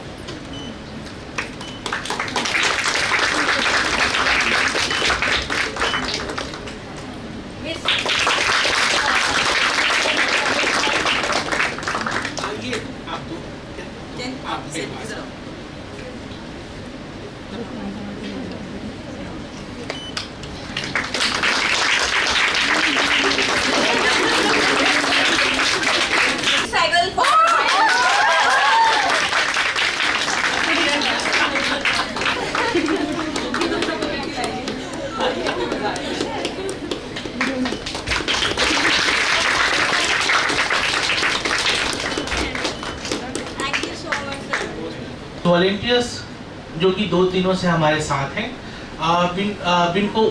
बिना उनको थैंक्स कहे ये काम पूरा नहीं हो सकता था। तो अगेन वॉलेंटियर्स के लिए जो उन्होंने जो खुद आगे आकर के हमारी मदद करने की कोशिश की, उसके लिए token of appreciation.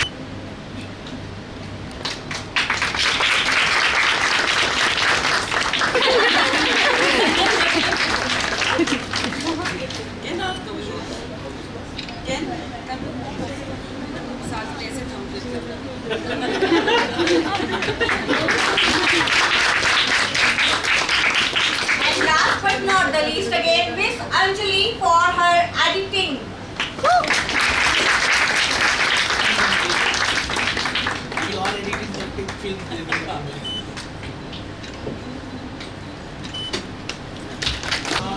Kashish, Manisha, title अच्छा भैया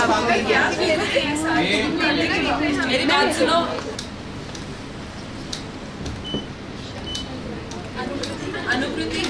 अनुकृति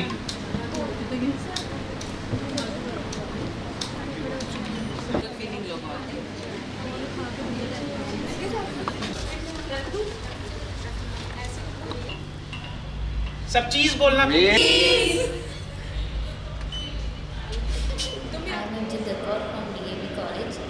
ਸਾਨੂੰ 2 ਦਿਨ ਇੱਥੇ ਬੁਲਾਇਆ ਗਿਆ ਸੀ ਸੈਮੀਨਾਰ ਅਟੈਂਡ ਕਰਨ ਲਈ।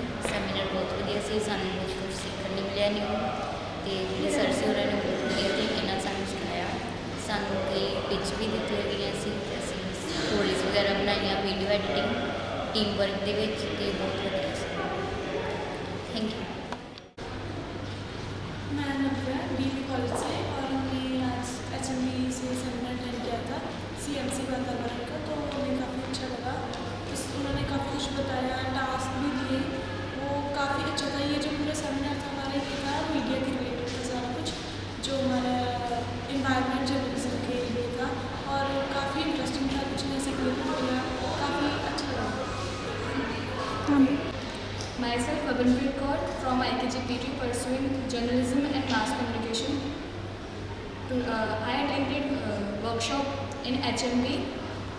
एक्सपीरियंस बहुत अच्छा था, काफ़ी अच्छा कुछ सीखने को मिला। एनवायरनमेंट जर्नलिज्म के बारे में पता लगा, काफ़ी हमने ब्लॉग्स देखे थे, वर्क भी देखा था सर का, जो हमें सर असिस्ट कर रहे थे, जो हमें बता रहे थे, उनको काफ़ी अच्छे, उनका एक्सपीरियंस, उनकी भी काफ़ी चीज़ें अच्छी लगी और काफ़ी एक्साइटिंग था और काफ़ी इन्फॉर्मेटिव वर्कशॉप थी और मुझे पर्सनली बहुत अच्छा लगा कि मैं इस वर्कशॉप को अटेंड कर पाई।